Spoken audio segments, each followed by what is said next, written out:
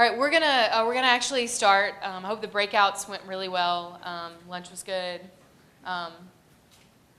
and we're gonna get started with the really what I feel like is sort of the highlight of our office, and I think one of the programs that we're probably proudest of at the Office of Public Engagement, and that's the White House Champions of Change event. And today we're honoring you guys. And hopefully highlighting much of the work that you guys are doing. And I want to tell you a little bit about the Champions of Change event, just so you kind of understand sort of how it's evolved, because it's actually crazy. I remember the first one we held it was almost a year and a half ago, and I believe I think Peace Corps alums was our very first one.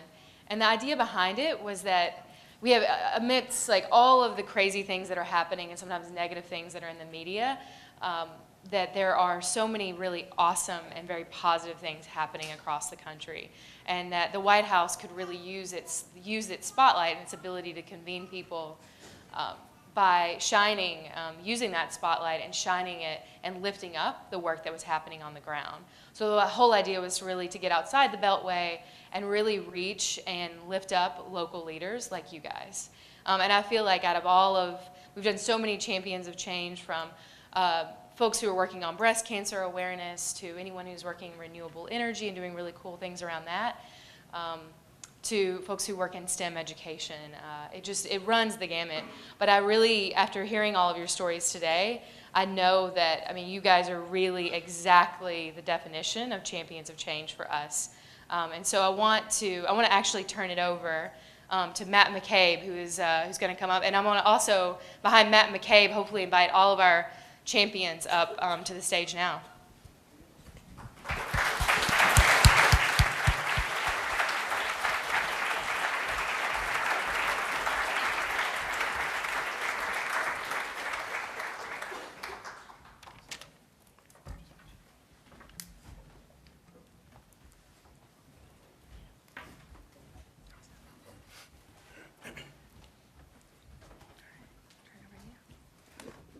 Hello, how you doing?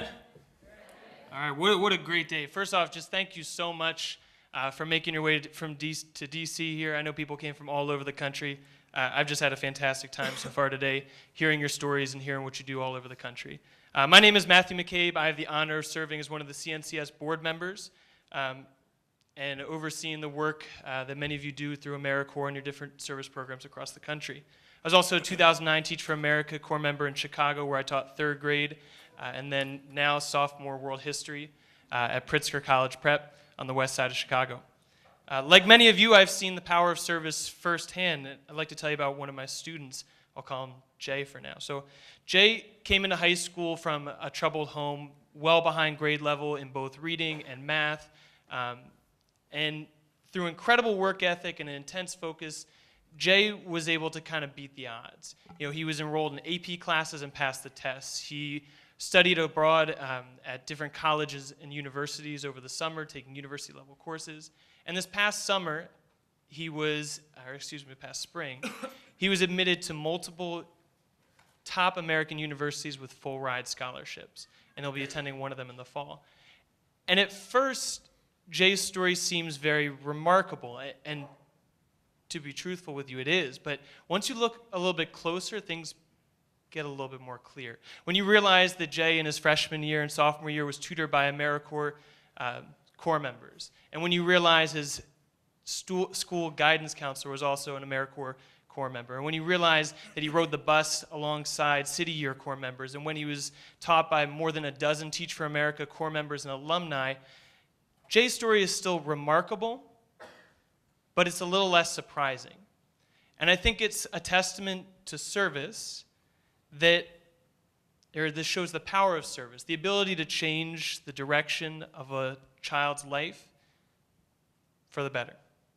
So each one of those who lifted Jay along the way is truly a champion of service and a testament to the power of service to strengthen communities and build a brighter future for our country. And I have the great pleasure today to introduce to you 12 more champions of change. They hail from all across the country, but are united in their answer to the call of service. They are individuals whose collective work and efforts have made their communities stronger, healthier, more educated, more engaged, and more prosperous. So it's my privilege to introduce them to you today. We have Seth Marbin, who is a training specialist at Google. Shonak Patel, who's the co-founder and business development lead at Gather Education. Noel Ito, who is the director of community and philanthropy at Asian Americans Pacific Islanders in Philanthropy.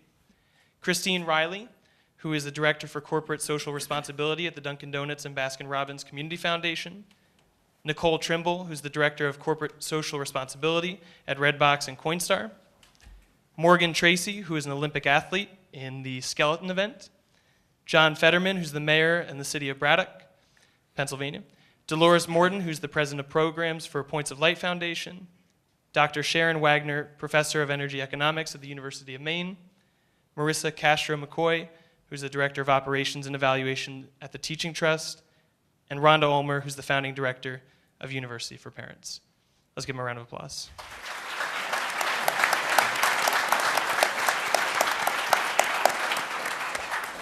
So with that, it's my great privilege again to turn it over to Bill Basil, the director of AmeriCorps.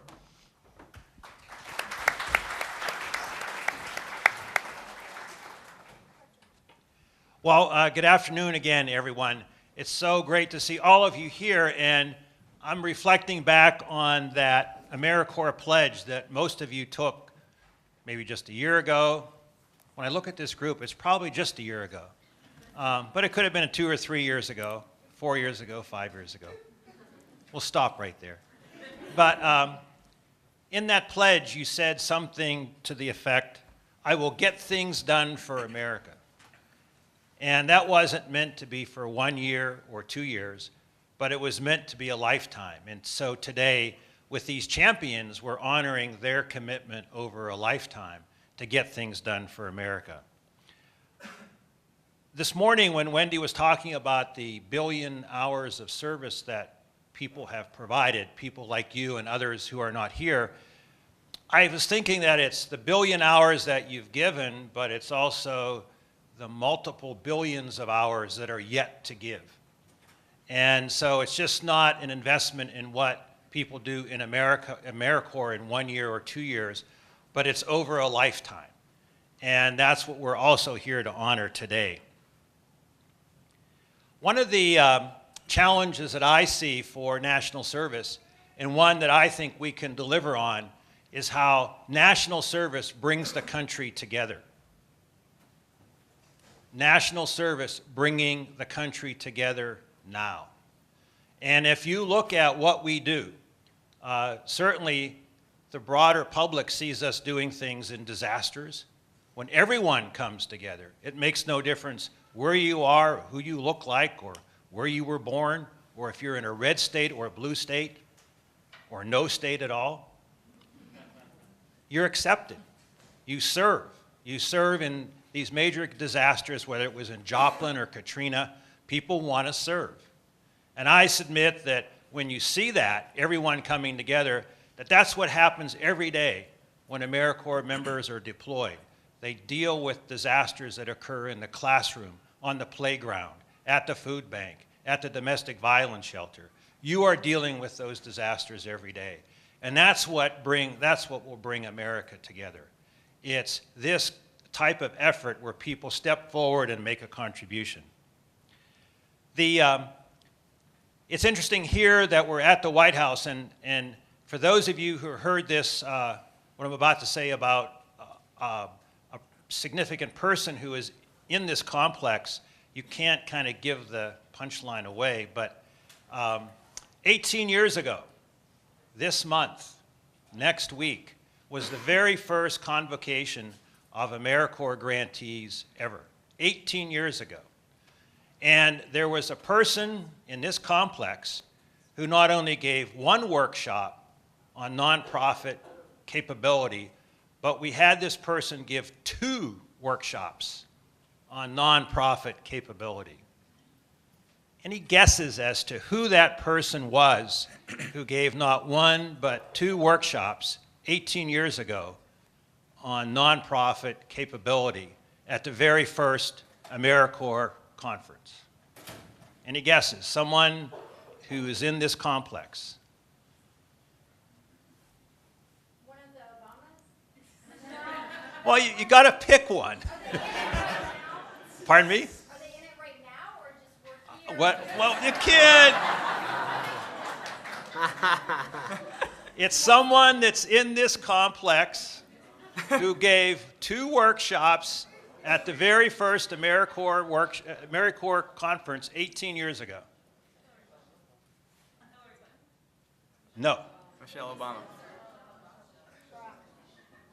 Someone has to say it so I can. All right, stand up so everyone can hear. Michelle Obama. Correct. Michelle Obama.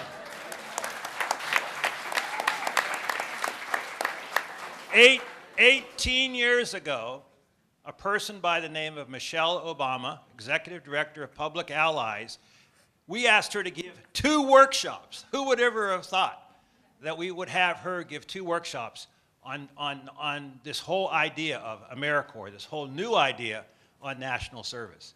So I think it's quite ironic that we're back here 18 years in Washington, D.C. to recognize these champions of change who have made such a difference in national service. It's kind of nostalgic for me because, as I said earlier, this is the end of my 5th week on the job. And it couldn't have been a more fitting end to the 5th week. But one of the things that I reflect on is that I was also a champion of change last June, for working on a project that enabled veterans to serve again in national service in AmeriCorps. And it's probably one of the most heartfelt experiences of my life, enabling veterans to be able to serve the country one more time and to do it with honor. And I think that I recognize all of you in this audience for enabling others to serve, because there can be no better way of enabling folks to step up and fulfill the dreams of what this country has to offer than inviting people to serve. And so that's the most important lesson I hope that we all take from this, is inviting more people to serve and recognizing those who make that step forward. What I want to do now is introduce a person who's going to moderate this panel, Jonathan Greenblatt. Jonathan is the Special Assistant to the President and the Director of the Office of Social Innovation in Civic Participation. And he is a person that is a real strong advocate for national service. I met him about 3 years ago, and I could tell right away that he was a person who was going to make this major contribution for us, and he's the person who stands for us here at the White House for national service. So I wanted Jonathan to come forward, and then I'm going to introduce our special guest. Jonathan.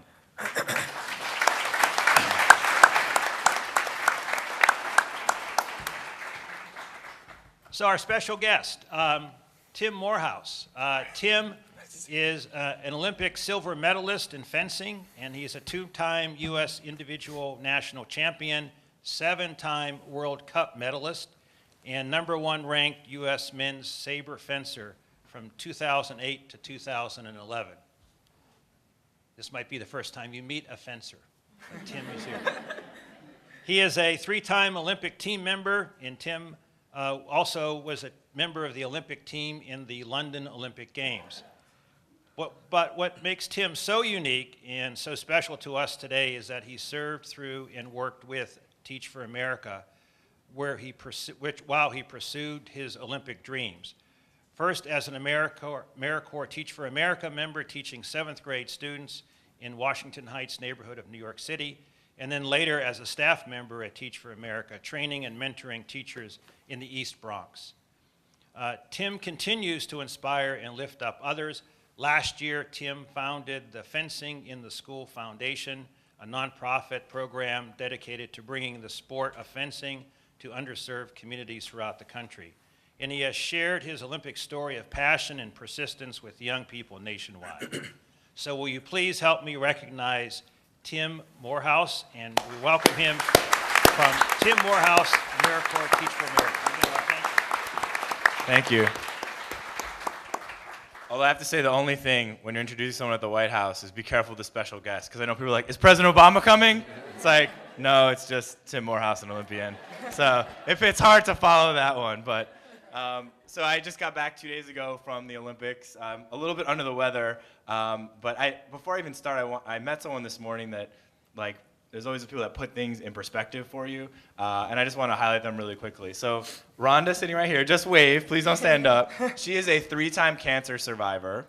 And not just that, this morning with the heat, she had a little problem. She actually fainted, and an ambulance came up, and they wanted to take her to the hospital, and she refused because she wanted to be here today with us. So please give her a round of applause. And you're going to hold on to this while I'm speaking, because you deserve that. Not only did she refuse to go to the hospital, but she actually somehow got into this room before the rest of us who were coming in, which was like amazing. So give it up for her, because she can pull off some stuff I don't even know about. So, just a couple days ago, I was at closing ceremonies, just finished competing in my 3rd games, and I'm surrounded by all these Olympians and just thinking about all the amazing people that are around me and their stories and how they got here, and what can top that. And hearing you guys this morning, I think I'm equally as inspired, if not more so, because you guys have stories not just about struggles that you came through personally to achieve something, but struggles that you went through to help then someone else get through struggles to achieve something. And I think you guys all deserve a round of applause, because you guys are heroes and everything in my book as well. So please give yourselves a round of applause. I think often the stories that we need to hear don't always get told as loudly as some of the other stories in our country. And I know I feel that personally, because I'm an Olympian and I have this Teach for America experience. And usually the Teach for America part of my life, which is just as big as my Olympic part of my life, I've worked for 3 years as a teacher and 4 years on staff, and the last 4 years I've been speaking to kids across the country. Gets a little bit of lip service here and there, but it's mostly about, my Olympic career and, what's the Olympic Village like, and all these kind of stories that are fun to hear, but for our country's sake, we have a lot of work to do, and there are a lot of people doing great stuff, and so that's why I feel just as honored being here in this room with you all, and to be able to share my story as a Teach for America alum and Corps member, because that part of my life is so important to me, and I think perhaps my greatest contribution has been as a AmeriCorps alum and as a Teach for America alum. So it's really great to be here. We have a saying in the Olympic movement, which is once an Olympian, always an Olympian, and I think it's very apropos for all of us in this room as well as AmeriCorps alum, because the Olympics isn't just about the act of going and being there. It's a lifestyle, it's a set of values. And I think the same thing with AmeriCorps. We all joined AmeriCorps, and we all continue to work because we're passionate about helping people, we want to see our country improve, we want to work really hard, and we want to face down the challenges that face us and overcome them. And so I think, as an Olympian, I stand here as a proud Olympian, but also a proud alum of the AmeriCorps program. So as an Olympian and a Teach for America person, my Teach for America people right there, wave, will associate. So we're very goal-oriented. So I have 2 goals in talking to you guys today and sharing my story. The first is that we all will recruit someone in the next week to join AmeriCorps. And I've already selected my person. So for me, I'm going to say, by the end of this presentation, I'm hoping they will apply to Teach for America. So Katie Miller right there is a White House intern, Yale graduate. She's trying to figure out her life right now. So www.teachforamerica.org/apply. All right, by the end of this presentation. And you guys, hands off her, okay? I don't want to hear you talking about any of your programs. But if you're smart, you would, because I had a 5-minute conversation with her, and I was sold. So I grew up in Washington Heights, and I had a second goal for you. Oh, my second goal for you, sorry about that, is that with my story, you'll all even look at yourself, and we try to even step up to a greater extent of what we're doing. And I'm going to share a little bit about my story and why that medal around Rhonda's neck is a silver and potentially not a gold. So I grew up in Washington Heights in the 1980s. It was kind of a rough neighborhood at that time. And the schools in my neighborhood were really underperforming, had a sort of reputation for not being great places.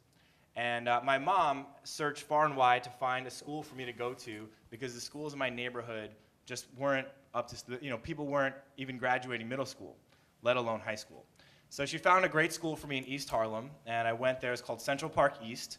And my entire elementary school career, I spent at Central Park East. It was a great school in the 80s. And around when I was 13, my family started doing a little bit better, and I started attending a very prestigious private school called Riverdale Country School. It was at this school that I really struggled, even though I'd come from a strong public school, And it took me a really long time to sort of get going academically. I almost failed out of this school. I was getting C minuses my first few semesters there.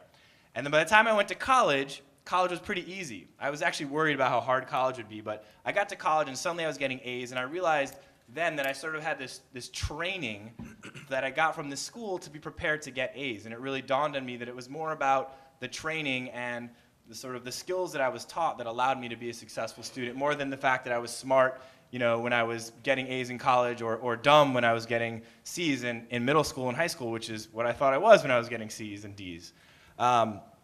So I had this idea in mind that the education really mattered. I was also very fortunate to have a lot of great teachers, and this really happened with fencing. In middle school, I saw a sign that said, "Join the fencing team, get out of gym." And without knowing what fencing was, I was having a hard time in PE with a PE teacher who was a football coach. And so I went to fencing, and I joined fencing, and I got out of gym, and I actually cut fencing like a lot after they put me on the roster. I got a C+ in my first semester of fencing. But the coach, Martin Schneider, really changed my life, and he really believed in me and really always taught me to pursue as much as I could big things, which in high school was winning this tournament called the Marinick Invitational. And at the time, I thought it was like the height of like what you could achieve in fencing was this high school tournament. So I guess I was wrong about that. So at Brandeis, I wasn't recruited. I was not a top fencer. I was not a top prodigy. But the Brandeis coach, again, saw something in me, recruited me to the school. And it's a Division III school. By the time I was a sophomore, I'd started really beating some of the Division I athletes. And so I got to my senior year of college, like all of you, trying to figure out what am I going to do with my life. I was like applying to law school, but I had these kind of ideas in mind. I had these great teachers that had really helped me, and I also saw what education mattered to me. And the first time that I learned about Teach for America, I was driving in a car, and Wendy Kopp, the founder, was on the radio. And she was talking about the program, and actually people were calling in and criticizing her. And we were saying, like, you can't, like, improve the schools, like, your program's crazy. And, and they were acting like solving education inequality was really simple. It's like, just, we need more money and make the class sizes smaller and all this kind of stuff. And what I heard, though, was here's someone who's actually doing something, and here are a bunch of people who are just sort of easily criticizing but not actually getting stuff done. And I said, I want to go to the person that's doing something. So I applied to Teach for America, and I got in, thankfully. And I was placed in New York City. And at the same time, I decided I want to try to take a run at the Olympics, even though I was really far away from being someone who could say that. A lot of people told me I would have no chance of making the team. I had kind of an awkward style. People made fun of me. My move is called a dog peeing on a fire hydrant, actually. So you don't need to know much about fencing, but I hit people, and my back leg comes up off the ground like this. And I got made fun of it for a long time. So here I am in Washington. I came back, taught in Washington Heights, and I was with this amazing group of people in Teach for America who were so passionate, so goal-driven, and just, when they told you, okay, your goal is going to be your kids are going to advance 2 years in reading in one, you kind of look at them and go like, is that possible? And even that thought of what's possible and that goal that you set makes a huge difference. And I remember one student I had, and I hate to tell sort of like the one student story because, I worked with 300 students and my goal was to help all of them achieve, but I had a student, Ricardo, and I had taken my kids on a field trip to some of the schools that were out there, and I remember at one of the schools he said, there's no way I can go to this. I took him to Riverdale, to where I went. There's no way I can go to this school. And I said, why not? And he's like, I don't know. He's like, how would I go here? And I said, and his grades at the time were like C's, really bright kid though, but getting C's in all his classes. And I said, if you improve your grades, I will help you apply to the school and help you to a place where you might be able to get in.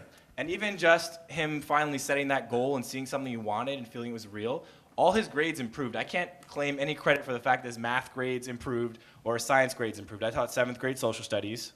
And my first year actually was like way behind my curriculum. I taught like the first Americans for like 2 months. And then I realized how much I had to cover, and that was a bad moment. If you've taught, you know about this. So, he really turned it around. We applied to this program, Prep for Prep. And he came very close to getting into that program and helped kids get into private school. He actually didn't get in, but even just that act of him seeing that he could get that close really changed him. And I think the goals you set are so important. So while I was trying to teach my students to shoot for more, I decided, well, I'm really going to go for this, try for the Athens Games. And my goal was to make the Athens Olympics, which I did while training full-time and teaching 7th grade full-time from 2000 to 2004. Do not recommend doing this if you want to make an Olympic team. So I made the 04 team. Our team finished 4th, and I really realized, well, my goal was just to make the team. Why hadn't it been to like help win a medal? I feel like I wasn't really ready to help my team win a medal because my goal had just been to make the team. So after Athens, I came back and was working at Teach for America, and my goal was like, let's win a medal at the Beijing Games. So we trained really hard. I was working 70 hours a week at Teach for America, training teachers, flying to Europe. Most of our competition in fencing are in Europe, so we're flying back and forth. Like I'm doing work, like on the phone, and all kind of. Again, do not recommend doing this to you all.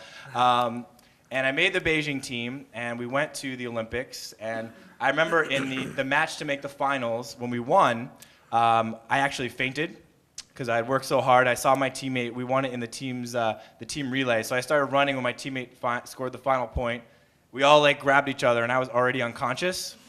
And when my teammates broke away, I actually just like went down to the ground, and they like piled on top of me, and like didn't even know I was unconscious.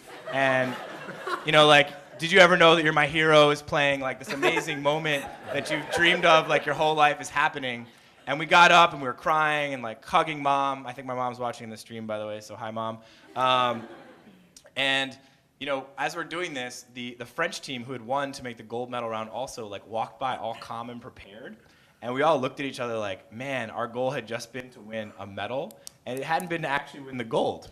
So we celebrated this moment that was just a little bit too short of where our goal should have been. And in the gold medal round, we did not do well. We kind of had exhausted ourselves, and we trained only for, you know, a really high point, but not quite high enough. So the one lesson I took from that is you always have to try to make sure you're setting your vision as high and as far as you can. It doesn't guarantee you're going to reach it. I just came back from the Olympics. We finished 8th.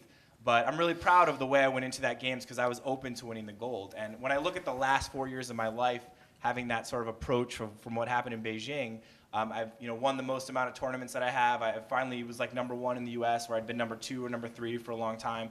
So I think it really does make a difference, like where you set the bar, not just for your students, but also for yourself, for your organization, how far you think you can take it. And sometimes that stuff creeps up on you. Sometimes if you're not setting really tangible goals, you might realize you're driving towards something that's maybe lower than is even possible for you. So it's an honor just to be here with you guys. I hope you enjoyed my story a little bit, but truly for me to be in a room with people who are making such a big difference, facing so many challenges and doing that, just couldn't be prouder to be a Teach for America alum and AmeriCorps alum with all of you guys. So thank you so much. Now we'll see if I succeeded or not. Are you applying, Teach for America? She may apply. I still have some work to do, but I'll turn it over to our panelists, and I'll be over there in the corner. Thank you. There you go. Thanks, guys. Thank you so much. Tim Morehouse is definitely a champion of change, so thank you. What an amazing treat. Not often that you could hear an Olympian, and I love the jacket, by the way. My wife thinks that you guys were the best outfitted team far and away in London. So that's great. So, you know, from an athlete in the Olympics to sort of athletes here. But I actually think that's right, because as you all know, sort of AmeriCorps works at every day, 24/7, solving some of the toughest problems that we're facing in this country. And I think the panel today is going to talk a little bit about the sort of where technology and philanthropy are coming together, again, to try to address some of these persistent problems. And we are fortunate that it represents, I think, in many ways, the diversity of AmeriCorps and the diversity of experiences that AmeriCorps can lead to.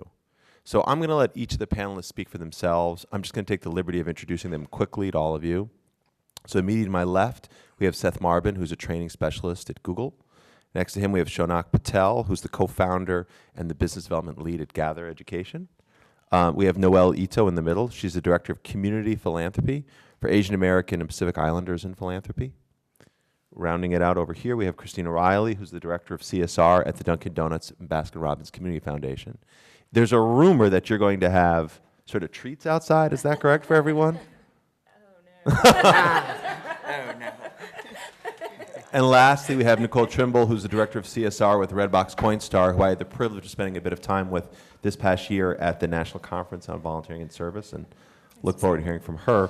Why don't we get started here? And I think all of our panelists today will talk a little bit about the impact of service on themselves and on their communities, and as well about how, indeed, your AmeriCorps experience prepared you for the path you're on right now. So, Seth, maybe you could kick it off and talk a little bit about Google for Nonprofits and the AmeriCorps experience helped you prepare for that. Yeah, absolutely. So I served for the first time with the Youth Volunteer Corps in Corvallis, Oregon. That's the town where I grew up, and had an opportunity to, among other things, help organize a skateboard competition with a group of youth who I found were a lot less at risk when they were actually getting involved in organizing something for the community.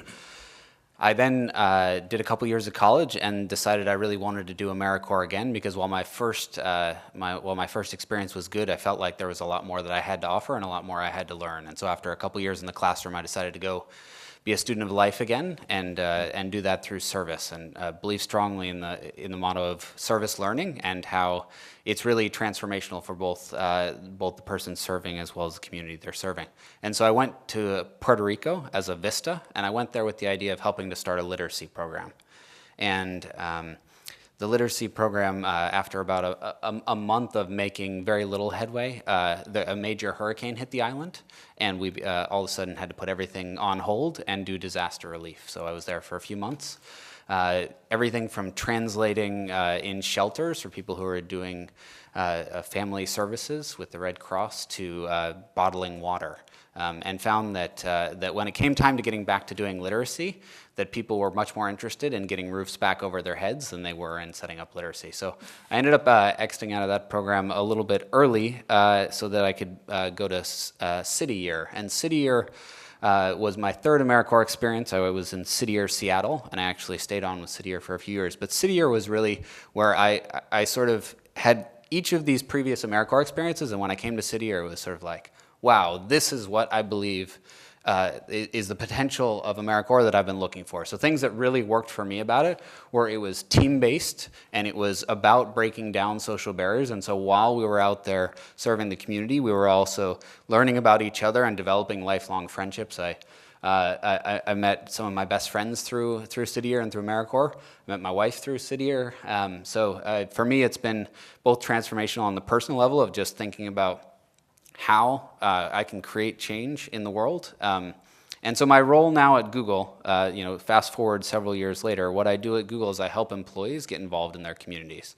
And so the path for me was really sort of through City Year, and the idea that community change has to be a public-private partnership, and it has to be a partnership between the nonprofits and the for-profits. And having had the experience of being at City Year, I stayed on for a few years of staff and helped oversee some of our AmeriCorps members there. And having had that experience, I realized that that in order to leverage the resources that were in the private sector, I had to go and actually what I describe as infiltrate the corporate world. So I moved to a company who I thought values were aligned with mine, and one that had the potential for really sort of global impact. And Google at the time was about 7,000 employees. We've grown significantly since then, and really sort of I've been there about 6 years, and really just as a side job started to help employees get involved in the community, because there's a lot of passion and a lot of alignment. We have Teach for America alums, we have AmeriCorps alums, we have Peace Corps alums who all work at Google. But beyond that, we just have people who want to be involved in their community and want to make a difference and want to realize that there's a lot that we can each do. And so that's what I'm up to now, is helping employees get involved in the community and helping to really change and make the world a better place from the corporate perspective. And Archimedes said, "Give me a lever long enough and a place to stand, and I'll move the world." And in many ways, AmeriCorps was that place to stand for me for a number of years. Google is now that place to stand for me, and I realized that that with Google as a megaphone and with the power of the resources that we bring to bear, we have this great opportunity to make a difference. So I would encourage all of you to really think about how you can partner with all of the businesses in your community, and how in a lot of ways, I used to think that when I was at City Year, or when I was in other AmeriCorps programs, that really the nonprofits had this lock on doing social good, and it was the company that were doing all the bad that we were trying to combat. And in a lot of ways, I realized that it has to be a partnership among everybody involved, including government, nonprofits, and for-profits. That's great, Seth. Thank you very much. Yeah. So, Shonak, tell us a little bit, if you would, about your transition from corporate finance into the world of sort of, say, social impact, and specifically how your AmeriCorps experience helps to animate the entrepreneurial work you do now. Yeah, so I took a different route into service. It was always something I wanted to do. basically, I grew up in a family of entrepreneurs and educators, and I had a lot of great opportunities growing up learning, and just a lot of great teachers, a lot of great experiences that kind of made me who I was. I went to Babson College, which is known for entrepreneurship, always had an eye on social entrepreneurship. Interestingly enough, I had the choice between going to do service and then going to get a job after school, and I took the job per my family's recommendation. And it turned out to be, in my opinion... Blame it on your family. Yeah. Turned out to be the right move. So what I ended up doing was I ended up working for 4 years in real estate finance, and I was doing international real estate. We were buying up German grocery stores. Yeah. So it was really interesting. It was a great experience. I got to travel. I got to kind of understand how to execute from a business side. All the stuff that was going on basically with the economic crisis, and I saw the rise and fall, which was a tremendous experience, just learning experience. Didn't contribute to it though, so. And 2009 came around, and I kind of saw this void. I was moving up in my role, and things were going pretty well, but I wanted to go back to that original ambition to go kind of serve. And I looked at Peace Corps, and then I thought, time was right to do it now and do it here in this country. So I left my job. I just quit my job, and then was looking at different opportunities. And one of my friends said, "Hey, you should go down to New Orleans. They're doing a lot of cool stuff around social innovation." So I looked into it and talked to a friend of a friend, and it all happened very quickly. I finished my job in June and found an AmeriCorps position in July that basically started in August. And so what I did was I joined the Louisiana Delta Service Corps, and I was placed with an organization called New Orleans Neighborhood Development Collaborative, and basically was doing a lot of community development and community revitalization work. And it was an experience that was just full of a lot of diversity. I mean, I was doing some kind of indirect programmatic stuff, leveraging kind of my background in real estate and transactional work to kind of figure out optimal financing models, blending together different pools of money, and then I'd go spend my afternoon out in the neighborhood and talking to residents and kind of understanding issues that were going on around everything from, food access to crime to violence. And the experience was incredible. So what did it teach me? I think the thing it taught me the most was to learn to ask the right questions. And this now I'm transitioning into kind of what I do now, which is I'm living my dream of being an entrepreneur. So I think it's really, really important to ask the right questions and know who you're serving and how you're serving them. I think as it relates to service and businesses, I think the best businesses and the best solutions in general are created around serving a specific constituency. And you can only serve them well if you're listening to them. And so people ask me, because I'm in technology now, they ask me, "Do you program?" And I say, "No, I listen. That's my job. I listen and I kind of tweak the solution that I've created to better serve the population I'm serving." So I left. The big thing I realized being in New Orleans, and I was working in Central City, which is a fairly underserved neighborhood. So I saw a lot of issues, and I think the big thing I saw that it kind of all pointed back to was all these issues around kind of access to healthy foods, education, poverty, violence, all these things. They all pointed back to, again, my thing I started with was I had a lot of opportunities to learn and grow. People in this neighborhood did not. And that was something I think, and the solution I saw was, okay, what if we made education and educational opportunities, not just inside the classroom, outside, more accessible?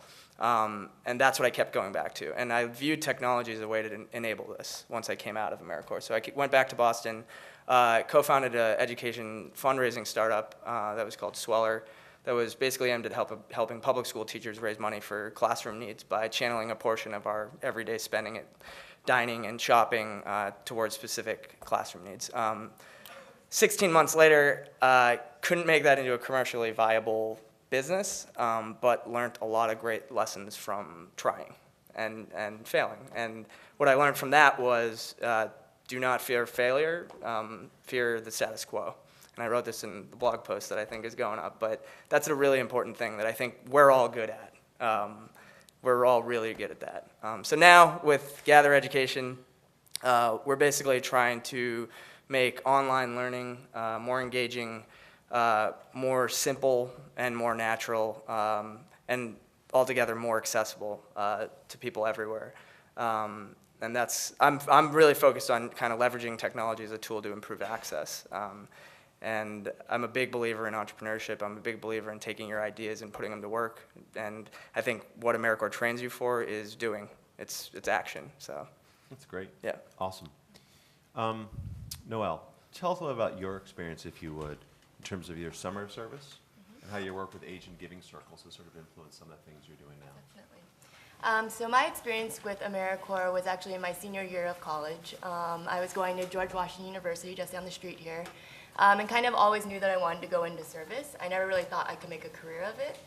And so I was working with an after-school program that has since changed its name in DC, and was working with youth on a day-to-day basis, and kind of came to the realization that I wasn't really cut out for working with youth like in that way. Not because I didn't love it, I loved working with the kids, but just the thought of, where are they gonna be in 5 years just really got to me. So I really hand it to all the teachers and all the Teach for America folks that are here, just because it was a really tough thing to go through every day. I'm working with this kid on a daily basis. It's great. Where are they going to be? Are they going to remember these lessons? And so I actually had the realization that not everybody has to be on the front lines, that I could actually raise money and work on the admin side of nonprofits and really make an impact there. So I actually took a career in development and fundraising and worked for a lot of different nonprofits across the nation, small ones, big ones, national. And really, I think what I was really interested in is really getting youth engaged. And whether it's in service or giving, I just really felt like people needed to get engaged and involved in their communities. And I felt very lucky to have that experience through AmeriCorps. So currently what I'm doing is I'm working for Asian Americans, Pacific Islanders in Philanthropy. It's a very long name, APIP for short. And what we're trying to do is bring people together through social networks, through book clubs, through any way that they're already congregating, and basically get them to pool their money together and their resources and give back to the community. So it's very similar to what a lot of you guys are doing, really thinking about your services. What if you added another element? What if everybody gave as well? And we're not talking about millions of dollars. We're talking about what if every person in this room gave $25 and we all came together and we discussed what we wanted to give to, what we're passionate about. And just that dialogue alone really sparks an interest and gets people engaged in volunteering and continuing in some capacity. So we are actually working on growing a national giving circle movement. And so I think I learned actually a lot through AmeriCorps about building a movement, being part of a movement and a national project. And so what we're trying to do is to link giving circles in the Asian American community across the country to fill a need that isn't being addressed right now. There are many Asian American causes out there that are severely underfunded. They might not be 501c3s, and they're struggling to kind of keep the doors open and provide services for their communities. So we're giving people the tools to really start these circles, helping them get started, think about fun ways to do it, and really thinking about how do you keep people engaged? How do you do it in a fun way? We're always stressing that we're not here to build another nonprofit, we're not here to build another foundation, but that it's a grassroots movement. And so what can we do with that? So through that, we've actually grown 20 giving circles across the nation. And it's just been a really incredible learning experience for me. I think one of the things that AmeriCorps did was expose me to so many different communities that I would have never been exposed to if it wasn't for those opportunities. And the same thing with the Giving Circle movement is that, being Japanese American from Los Angeles is a very different experience from being in the Hmong community in Wisconsin. And so it's really opened my eyes to the different struggles and the different immigration patterns and what that's meant for different communities. So that's kind of the work that I've been working on. Very neat, very neat. Christine, talk to us about how your AmeriCorps experience in New Hampshire has influenced and affected the way you're thinking about your career and the work you're doing at Duncan around sustainability and green buildings. Sure. So I joined AmeriCorps a long time ago, 1995. With the AmeriCorps Victim Assistance Program in New Hampshire, working with survivors of domestic and sexual violence in the court system. And then I joined the AmeriCorps Leaders Program, which I don't believe exists any longer, and I was placed with the Louisiana Delta Service Corps. I like to think I paved the way for Shonak to be successful back in 1996, 12 years earlier. For me, I think I had a similar sort of realization that Noelle did when I was working with individuals every single day in the court system and thinking, like, this is great that I'm helping this one person, but are there ways that we can help people on a more systemic basis? I give a lot of credit, likewise, to folks who can work every day on that front line and can deal with some of the traumas that you deal with when you're working with people in crisis. And it wasn't the right fit for me, but I still wanted to be able to support folks in a more systemic way. And I always thought I would go into nonprofits, and I worked in nonprofits for a long time. I worked with Jumpstart. I know there's someone here from Jumpstart. I was the director of corporate relations. And it was through that experience that I started to think, there's this really nice opportunity to bring together the resources of the private sector to support the efforts of the public and nonprofit sector, and what can I do to really work in the space where those two come together. And I've been fortunate enough to work with Dunkin' Brands, and my job is Director of Corporate Social Responsibility, and as part of that, I get the nice opportunity of running a nonprofit, the Dunkin' Donuts Baskin Robbins Community Foundation, which is a fundraising and grant-making organization, as well as, Jonathan said, to work on our sustainability efforts. And the most important lesson that I learned from working with AmeriCorps is that you can't get anything done in a silo.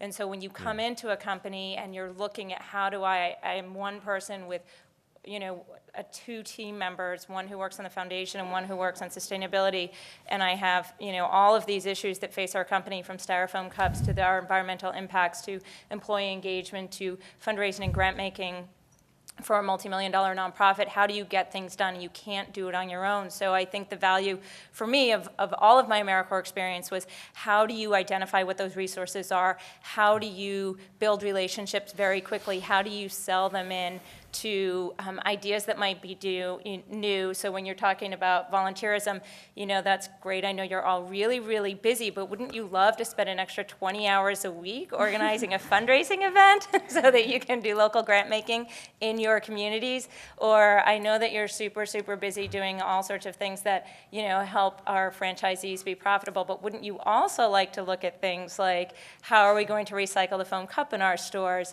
So trying to understand how you bring people into that space that maybe isn't part of their everyday life was something that I feel was a valuable lesson for me across my entire AmeriCorps experience. And I definitely would not have developed the skills to, I think, build relationships of trust across multiple different sectors if I hadn't had that AmeriCorps experience. That's great.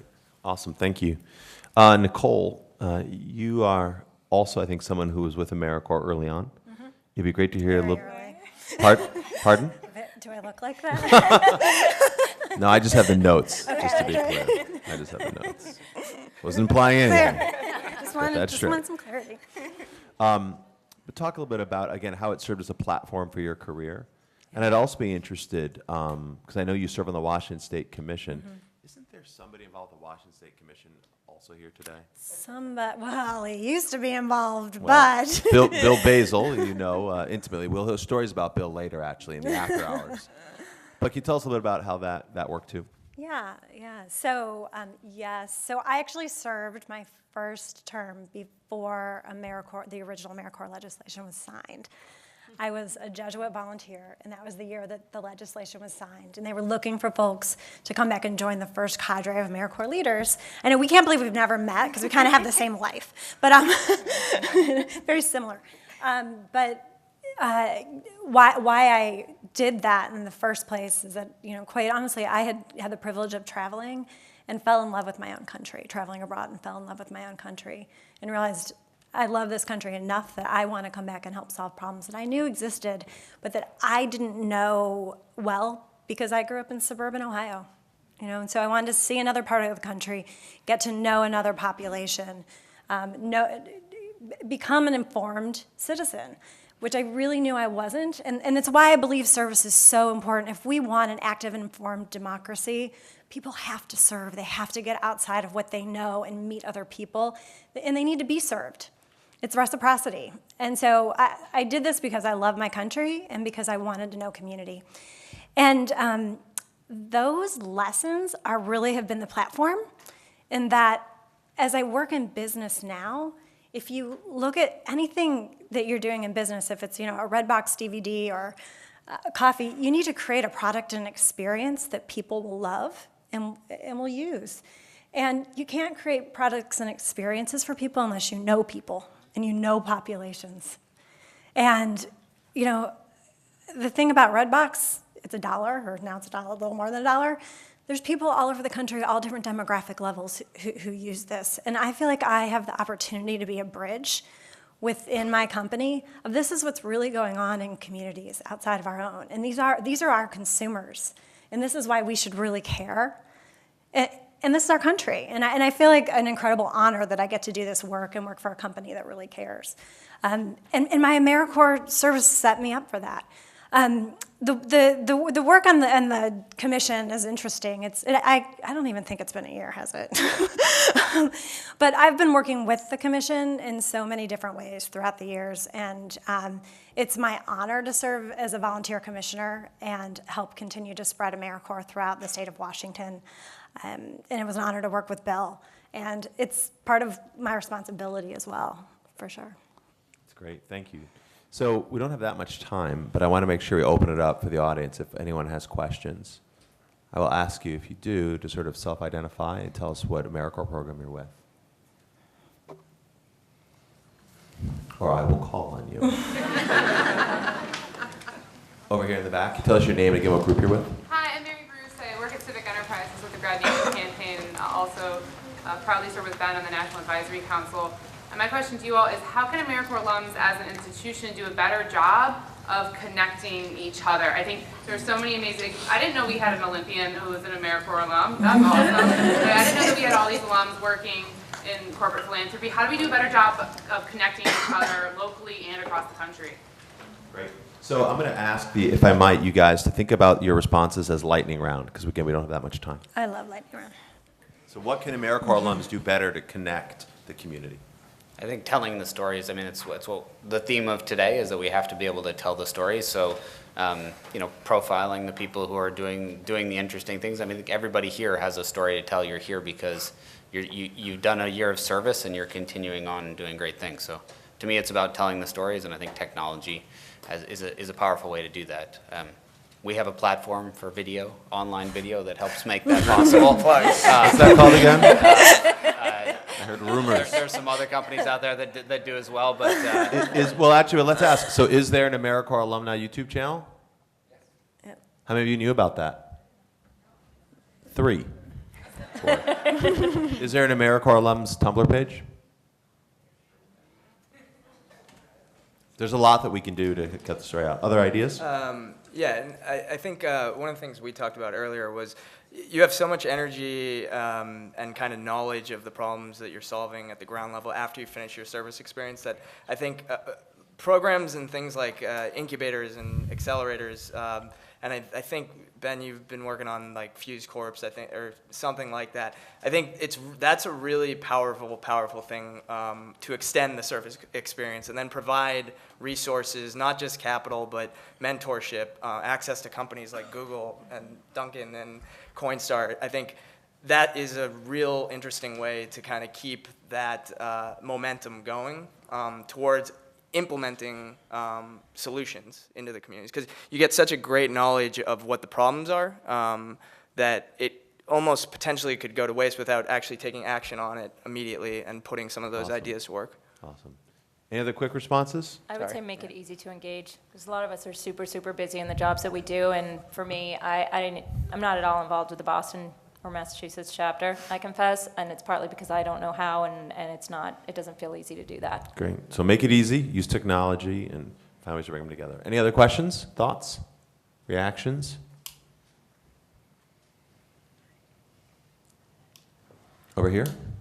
I'm with the Chicago chapter. Tell us your name and which group you're with. I'm sorry. I'm Bevan Callan, and I'm with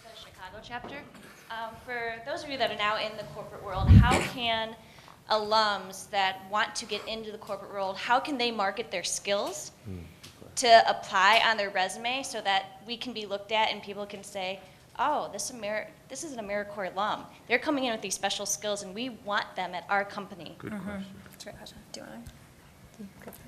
Well, first I want to put it in perspective. It's not even 20 years old, right? So one of the things that's happening that I'm noticing is that AmeriCorps alums are getting into decision-making positions within companies and in HR units.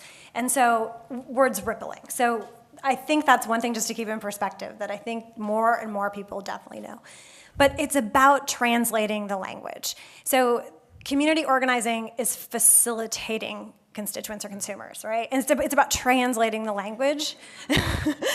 It's spin. I mean, that's what it is. And an idea came out today that I thought was fabulous. Find a mentor. I think that's something that AmeriCorps alums could really do. I'd be happy, and I've done it probably for dozens and dozens of AmeriCorps members, to sit with your resume and help you play that spin translation game, because I know the lexicon for both worlds, and it's hard sometimes to do both. So. Great point. Yeah, I would say make sure that you talk a lot about quantitative impacts, quantitative success. I think a lot of us in the service community like to talk about our qualitative stories and the feel-good things, but that doesn't necessarily translate all the time to the corporate environment. And it's really what are the quantitative impacts that you've had. And I could not agree more with Nicole. You have tremendous skills that you just need to figure out how to translate that into language that's going to resonate with a corporate environment. Yeah, if I could add. So I think you all are here because you took a step off the beaten path. AmeriCorps is still not necessarily the conventional path out of school or as a bridge between school. And so thinking about your career path from here on out, continue to think along those lines. I didn't come to Google in a social responsibility role. I came to Google in a technology role because I wanted to get a foot in the door and I wanted to understand our core business. And then I knew that I wanted to leverage my AmeriCorps experience and to leverage Google's resources for social good. But I first stepped in to learn the core business. And that was, I've been there for 6 years and there wasn't a job that I applied for. I had to create a job doing what I loved. And in many ways, you all have already been doing that. You've stepped off the beaten path, but I meet with dozens of people a month who want to work in social responsibility, and there just aren't that many jobs until we go out there and create them. And we teach the value of this is, you can enter a company or an organization that you want to work in with the experience that you bring and bring that with you and then create the job that you want. So I'm going to use my sort of moderator's prerogative to ask one last question of the group.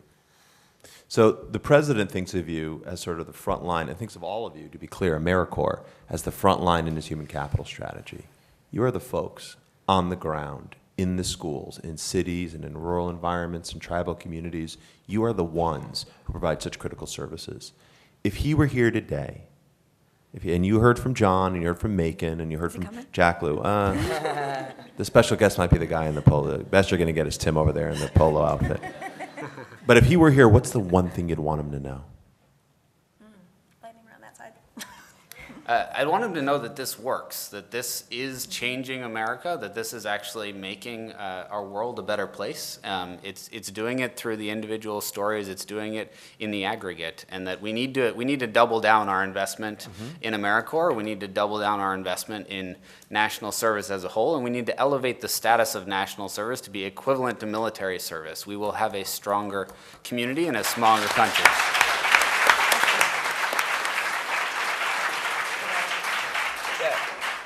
Just to add to that, I mean, I think AmeriCorps is a breeding ground for leaders of tomorrow, basically, in every sector. And I completely agree in doubling down on the investment. And I really do think it's a really important thing, I think, to look at ways to carry that momentum after the service. Because I know starting these things and implementing kind of systemic change is really all about momentum. And we need to figure out ways to support that and fund that. Okay. I'd say triple down, geez. Well, that was too easy. You just. I mean, we talk a lot at our office about building democratic philanthropy. And so, you know, it's great to have the White House doing everything. It's great to have corporations doing all that they can to feed into the community. But let's look within ourselves. You know, let's all give. You know, let's all get involved. And let's think about what, if all these little pieces could come together, just the ripple effect that would happen across the nation. So just challenging everyone on that, yeah.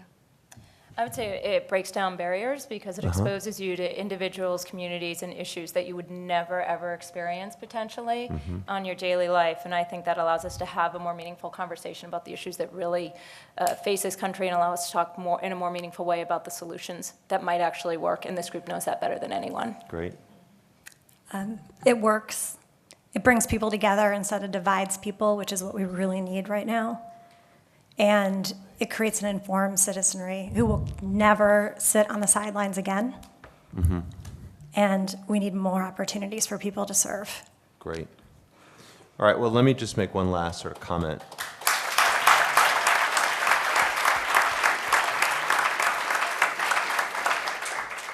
So I think the work that all of you have done is so important, so critical. And all of you, whether it's been in schools or it's been in, you know, all the different locales and the different places where you've worked as AmeriCorps members is absolutely crucial. What I want to say is I think your most important work is what happens now. So I'm looking at Ben, and I see Tom Brandon over there from America's Service Commissions. You guys need to think about how to make it as easy as possible, and I know you're working on that. The reason why that's important is your job has just begun. Because whether it's saying that it breaks down barriers or you're building on the momentum or it's a breeding ground for leadership, basically that it works, like Nicole said. The president believes. You had the first lady at Hello. You know, in 1994, when, as Bill said, I think it was, or Wendy, when she spoke at the first AmeriCorps workshop here in D.C., you know, as an executive with Public Allies. Nobody tells these stories. Nobody speaks with more passion and knowledge and authenticity than you. And I don't think, although it is early days, as Nicole said, I don't think any of us can take this for granted. What's so special is in this room today, we need it not to be preserved. We need it to be doubled down, tripled down, quintupled. And that can happen. But your work has just begun. AmeriCorps needs the AmeriCorps alums to be as active and engaged as possible. And you know, although I wasn't thinking about it when Tim was saying his goal is to recruit 2 people, did you say? So I think each of you should have even a bigger, I think even you should have a bigger goal for yourselves. You know, each of you should be 10 people. I don't necessarily mean to recruit, but you need people in your communities to know what you did and how it's helped you be a better, successful corporate executive, community organizer, high-tech entrepreneur. You need to tell those stories. We need people to hear them in your towns and communities all the way up to Capitol Hill. So I'm not telling you what to do other than saying, tell your stories. It makes all of our jobs much easier, and it's that magic ingredient that none of us can duplicate here that all of you have. That is, I think, the special sauce which will help AmeriCorps to grow by orders of magnitude in the years to come. So your job has just begun. Take it seriously. 10 people. That's who you need to tell. All right. Thank you, guys. Let me thank Ben, Bill, and everyone from AmeriCorps, and you know, let's get going with the next panel.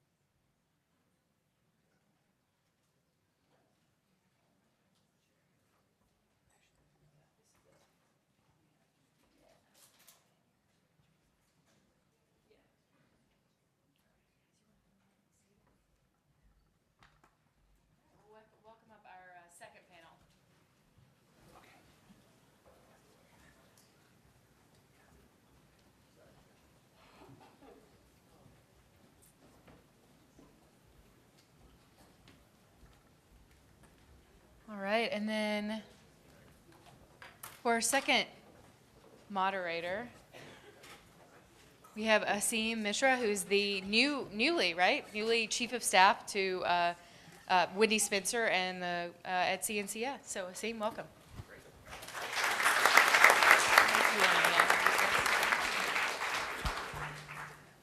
Well, so thank you and welcome everyone. I guess you've been welcomed many times already. My name is Asim Mishra and I'm Chief of Staff at the Corporation for National Community Service. But the important thing is you guys, Champions of Change. And I do want to begin by telling you briefly my story before I came to CNCS. So I myself was part of AmeriCorps. How many have heard of Public Allies? How many allies in the house? Yeah. Okay. Good deal, good deal. So I was part of Public Allies Chicago in 1997-98. It was a powerful, powerful experience for me, life-changing experience for me. And during that time, I was doing a lot of HIV/AIDS education, first aid CPR education, as well as disaster prevention education. I have a friend here in the audience, Thomas, who's a Vista at the time. Is that correct? Yeah. So we were at the Red Cross serving together, and besides beyond the relationships, the experience that you have when you're impacting the community and yourself getting transformed, that space is so special. It's just transformative, and so it was an awesome experience for me, life-changing. And as you can see, it's come full circle, and I'm at the corporation now helping to ensure, as Jonathan said, that the story is told about the great work that we're doing in the community. But I do want to shift it and talk about your work, and your stories are just tremendous and just so powerful. I want the folks in the audience to really see the connection between the public service that you're continuing to do and the experience that you had through AmeriCorps yourself. Many of you were in programs that were powered by AmeriCorps, whether it was Teach for America or NCCC. And I think it's important to figure out how that space, the space I talked about of community impact and of impact on yourself as someone that was providing service, how that space is so powerful in engendering the kind of ethic that you've had that's brought you here. So my first question I'd like to ask to Maureen, to you, so if we can go in order. You did NCCC, is that correct? Yes. Where Sacramento. Did you? Sacramento. Anyone?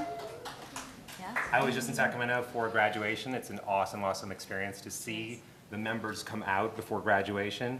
When you were there, what about that special space that we're talking about, that experience that you had in AmeriCorps that sometimes is powerful, sometimes is kind of awkward, you know, because you're like, what am I doing? How do I do this? What about that experience informs you as a leader today, your leadership style and your role as a leader today?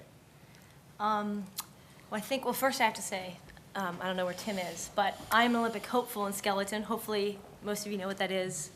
Nobody knows. So it's an Olympic sport. It's a winter sport. It's on the bobsled track. It's an iced track. It's about a mile long, but you're head first on your stomach on a single sled with no brakes, just your toes if you want to put them down, but it slows you down. And you get going about 90 miles per hour. It's like AmeriCorps. It is. Well, there is a lot, yeah. There's actually a lot more similarities than I first thought, I guess, getting out of AmeriCorps. One was when I got into AmeriCorps, I was from a small town, went to kind of a small college, and I got into AmeriCorps, and I thought, oh my gosh, what am I in for? So it kind of reminded me of the first time when you start skeleton, they literally just push you off and say, hold on. And I was like, what? You want me to what? And they're like, hold on. I'm like, how do you drive it? They're like, don't worry about it. And like, that's exactly how I felt when I came from this small town, didn't even own a suitcase. When I filled out this application, I thought I was going to law school right out of undergrad. I was like, I'm going to go to law school and be partner by 27. Mom's like, you know what, why don't you try something else? You love volunteering, you love serving. I'm, like everyone else here, you know, why don't you try it on a different level? Sent in my application, didn't think I would get in. Got in, I was like, I've never even been on a plane. I was like, what am I gonna do? So my mom drops me off at the airport. I remember getting out of Sacramento. And there's huge, if you guys have been there, these huge round hay bales and nothing else outside the airport. I was like, oh, I am not in Ohio anymore. So it was a lot of similarities with skeleton. Just, okay, well, you know what? I'm dropped here. I got to make the best of it. Let's see what happens. So just like my first skeleton ride, when I got to the bottom, I was like, I'm hooked. When I got to my first AmeriCorps spike was in Blythe, California. I got down there and we did housing, built houses for single families. Most of them were migrant workers. I had never used a hammer, nothing. I remember the first piece of wood cut, I had to cut twice. I never listened to the, measure twice, cut once. I was like, it's fine. I was like 3 feet off. It was awful. So like that, and with skeleton, I just kind of was like, okay, I'm dropped here. I have to make the best of it. And after that first spike, I was like, I had the bug. Like everybody else here, I had the service bug, and I thought, okay, I'm going to continue doing this. I'm going to tell people about AmeriCorps. I'm going to try to learn everything I can, take with me as many a toolbox of skills, and use it as much as I could. I'm sure like all of you, I came in with minimal skills. I went to college, but that was about it, and then left with so much confidence, so much ability to problem solve, to make a plan, make sure that it was carried out, goals, standards, things like that. With trying to be an Olympian, I'm an Olympic hopeful. So 2014 Russia, 2018 South Korea. Yay. Make sure you guys watch. I'd like to come back one day like Tim and give someone my medal. That's my hope, so think fast thoughts. But just like in AmeriCorps with doing this whole Olympic adventure, there's goals, there's standards, there's expectations. And I think I really learned those in AmeriCorps, they gave us this plan that we had to, this goal. Example was in Blythe. Okay, you have these 12 houses, you have to get them built for these people. So, we worked through all the different problems and things that happen, people like myself cutting things too short and, things being a little crooked or off. And then we had expectations, those families looking for those homes, expecting those homes, working next to us and beside us every day for those. And then making sure that they were all of those standards, goals, expectations were all met. So like you said, everybody here has said how life-changing AmeriCorps is. I cannot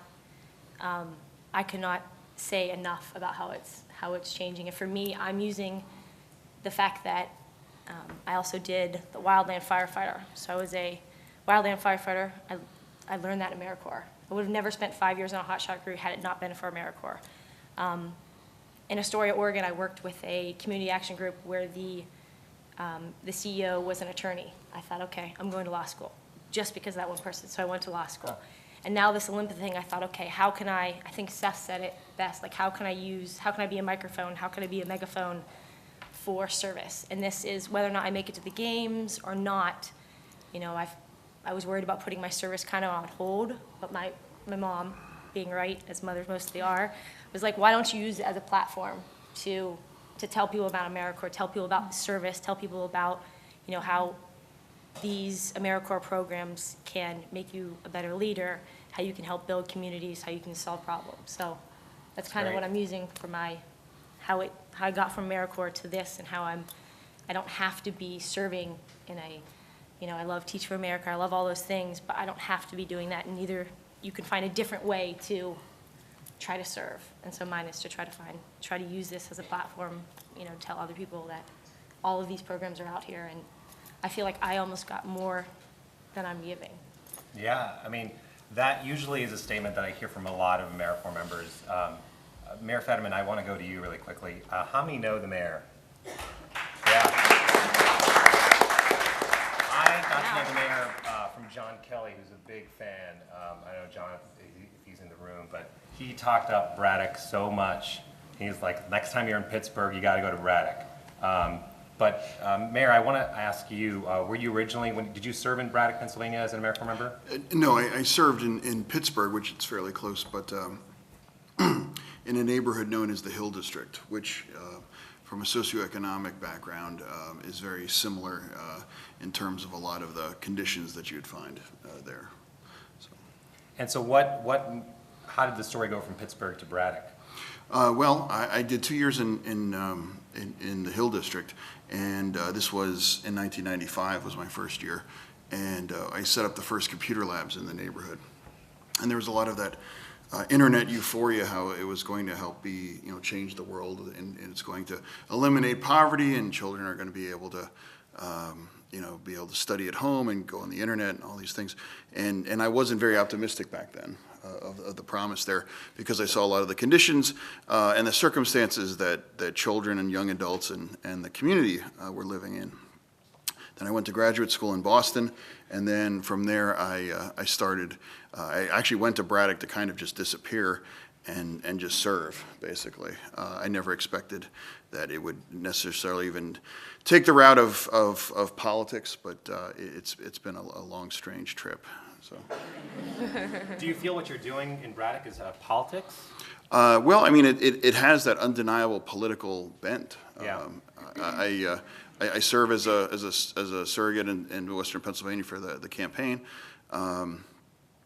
We are constantly under siege in the last year or so with budget cuts driven by the other party that controls the state legislature. So invariably, I'm in the political fray, but it is very much also community service as well. And in a very real respect, I've actually never left AmeriCorps, because I'm well past that ambitious recruiting goal for AmeriCorps.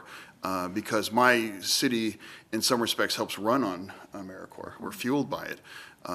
As I'm sitting here taking it easy, AmeriCorps volunteers are helping get ready for our community day, which is tomorrow. So we'll have over 1,000 people coming out to that. The volunteers and the service that AmeriCorps delivers really is one of the most important things that is driving the back from the brink of extinction in some regards that our cities faced. That's great. Just commendable work that's going on there. I love the fact that you feel that your community is being fueled by AmeriCorps. I mean, we hope that's the case across the nation, and that happens by us telling our stories and us getting more funding for the great work that's going on in places like Braddock. Yeah, well, and my message would be that more of that is needed. Braddock is part of a region of the state called the Mon Valley, Monongahela Valley, which once was incredibly prosperous, incredibly wealthy. Half the world's steel came from that region back post World War II. My community went from lost 90% of its residents, 90%. So we went from a town of 20,000 to about 2,300. And it's considered the poorest town in Allegheny County, which comprises about 1.2 million people. And I tell people that it's like that line from, I forget which movie, but it's like, relax. It's much worse than you think. That there aren't two Americas. There's more than that. And Braddock is part of that ring that is frayed much worse than other people realize. And getting that message out that I think we're at a critical juncture as a nation in terms of the dialogue, where you have one body of Congress zeroing out AmeriCorps, and you've got whole sections of the country, like my city, that help depend to staff our playgrounds, to do major public works projects and some of these other things that AmeriCorps brings to our community. And I think people have to kind of step back and say, I think there's an important baseline here that we cannot cross as a partisan society, that national service should not be subjected to the political whims, and it should just be understood, as one of the speakers said, as part of equivalent with military service.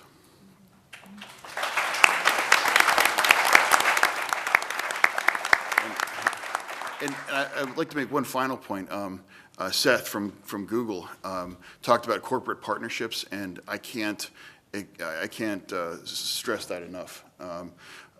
Levi Strauss, the jean company, approached our community in 2008 and made our community struggle kind of like the center of their marketing campaign. And the resources that they channeled into our community allowed us to build a community center, create the first large-scale playground, and a lot of other things. So corporate partnerships, whether it was with Levi's or other philanthropic, it's vital, it's necessary.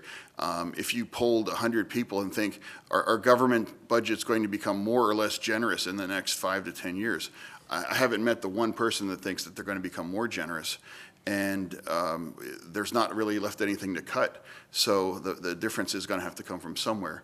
And it's been augmented through AmeriCorps, but also partnerships with corporate. And Seth, Google has an office in Pittsburgh. I don't know where you're at. You know, I drink coffee near the office all the time. So we're open for business. We'd love to have you. So, but thank you. Yeah, and AmeriCorps is such a great pathway for the private sector to really enter into a trustworthy kind of relationship with communities. I mean, sometimes it's so hard to, get a good relationship with the community, and I think that it's hard to start. Some people that would work for a company may not even want to drive through a neighborhood like Braddock, let alone get out and actually interface and do projects. And without exception, we've had just all these different service projects with other different companies, and it's just about exclusively a uniformly very positive thing, and that brings people back more and more. And we just wrapped up our summer, so to speak, of staffing, and our AmeriCorps volunteers that staff our playground, they all, the incredibly difficult job, but they're all invariably changed forever from that point forward. Another great point one of the speakers make, educating yourself as to of the circumstances of other people that live in the same country that we do. Yeah. Dolores, I just want to switch to you. Tell me about your AmeriCorps experience. Before I start with my AmeriCorps experience, I'll actually say that I grew up in a very small town on the Gulf Coast, on the Bayou Teche, Franklin, Louisiana, and my father is a Pentecostal preacher. And so I grew up in a household where volunteering and service was just a part of our lives, even though we never put that label on it. So as a preacher's kid, one of 6, we went to the nursing home and we sang on Sundays and did arts projects, or we were visiting a hospital. And so that service ethic was a part of my life. I don't know if my father was intentional about building that in me, and I never thought about volunteering as an organized, formal approach to creating change in community until I became an AmeriCorps member. And so I served in AmeriCorps, was one of the fortunate people to get to serve in my hometown of Franklin, Louisiana. And the work that I did, Franklin, Louisiana, is a sugarcane farming community. And one of the interesting things that I learned, so lived there all my life, but didn't know about my community. So my AmeriCorps term actually helped me to understand the living conditions that a lot of people in St. Mary Parish lived in. So as a sugarcane farming community, a lot of the homes that were there were former plantation homes that had been inhabited by slaves and sharecroppers. And so those homes were still being lived in the 1990s, and I served in 1995 was when I started my term of service.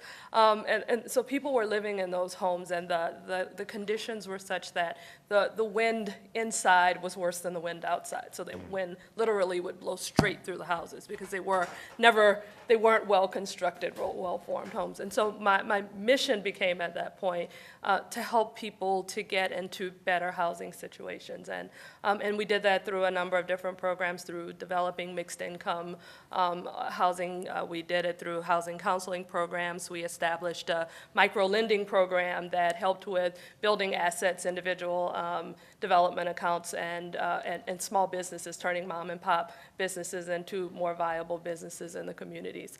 And that experience, I actually ended up staying on with that agency for 3 more years. And my boss, Jeff Beverly, who I think is still there and is now my father's boss. My father retired from the oil industry and went back to that same organization that I did my AmeriCorps term at. That's great. And he works in weatherization. And Jeff would say that he had to hire 3 people to do the work of one AmeriCorps member. And I share that because when we say that AmeriCorps gets things done, we're about getting things done. We get a lot done. Sometimes I use four-letter word. So we got a whole lot done. So I think Well, Dolores, it's important to recognize that. Tell me this. You know, when I was in Public Allies, one of the gifts that I took away that I still utilize today was this idea that in the community, whatever community you're a part of, whether it's at work today or in the south side of Chicago where I was serving, that there are many informal leaders that don't have title, they're not CEO or executive directors, but they're absolutely crucial to getting the job done. And I keep that with me today, and I use that today. Was there something that you learned during AmeriCorps that is still relevant to your experience as a leader today? I think what I learned is that we have latent potential in us, that everyone has something that's in them that they can give and that they can do and that they can bring to a community to create real meaningful change. And we see that all around us. People, Baldwin, Louisiana is a front porch community, and you walk down the street and you wave at people that are driving by and whoever you see, and those people have potential to create change. And when I was called a change agent, thought it was just some, a catchphrase of the day, and I didn't realize that what I was doing was creating change for individuals. I initially approached it as a job and expanded way beyond what was in my VAD, my role, my job description at the time. And so it's that willingness that we have when given the opportunity to do more. And so that's what I take with me in all of my work right now. I manage, actually I'm lucky to have 3 AmeriCorps programs in my current role. I've got one program that is focused on veterans and military initiatives with 75 members. I've got another program with 72 vistas focused on attendance in schools. We've got a program, and not a plug, but supported by Google, that's focused on nonprofit technology. So I am happy that in all of my work I get to see this opportunity for unleashing this human capital, as Jonathan referred to it earlier, that lots of people can serve in a lot of different ways. Whatever issues communities are facing, there are people that have something to give that is a solution. That's great. So everyone does lead, Dolores, and I think that's a great story and a great example that you still hold today. Rhonda, you are a fighter, I've been told. You're persistent, you're here, and you fight for others that are persistent and bold. And so tell me about University for Parents. Well, University for Parents is a community program that provides tools and resources for parents to help their children be successful in school. And so basically what we do is sort of like an educational program for parents, just like a college student would go to college, or parents come to, well, we actually go to parents in the schools and nonprofits who may service parents or families, or either churches, organizations, or community centers, wherever parents and families are at. We provide educational programs. And the difference is it's actually the whole entire family. We like to include everyone. A lot of times I think when we think of mentoring, you think of the child being mentored and then they return to the home. But in actuality, the whole entire family needs support and mentoring and services and the resources to meet the need of the family. And so that's what we do, and that's what we love to do. We just actually, fall of 2011, completed a program on 2 public schools that are actually on the military base, Fort Meade Military Base. And we completed a program there. We received a grant from the Corporation for Public Broadcasting and partnered with Maryland Public Television with their American Graduate Program. We know that 1 million students drop out of high school every year. And so they wanted to partner with University for Parents, and we're so fortunate that they thought of us to actually help parents to help their children be successful, to help them graduate from school. A lot of parents sometimes are intimidated by the school setting and not sure what to do, or maybe they had bad experiences themselves. And so we help parents to be able to communicate with the teachers. We help parents, we teach them how to do that. provide them the tools to be able to do that. And we help them to learn how different ways to help their children with their homework. And we also work with, especially with the middle and high school students, because that's where we notice where the dropout begins, within the middle and high school, deciding whether do you want to finish this goal of yours of graduating from high school, or is this it for you? And so we want parents to be equipped with all the tools that they need to be able to help their children say, no, this isn't it for me. I do want to graduate. And when I graduate, it may not be college. We're hoping it's AmeriCorps. But when I graduate, it may be going to a trade school, or maybe it may be AmeriCorps, maybe going to college. But just giving parents giving them the guidance, mentoring them through the way to help them to be successful. So I know you've heard a lot today about this idea of pathways to opportunity and how AmeriCorps serves as a platform for pathways to opportunity. Bill, I think you talked about this quite a bit. How was AmeriCorps an important inflection point for you, Rhonda, to get to this space to become a social entrepreneur?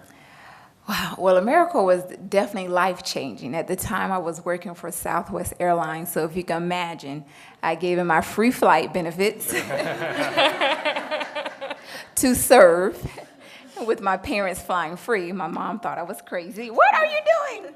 But in the end, after serving 3 years, it was so rewarding, to hear my mom say, you made the best decision, career decision.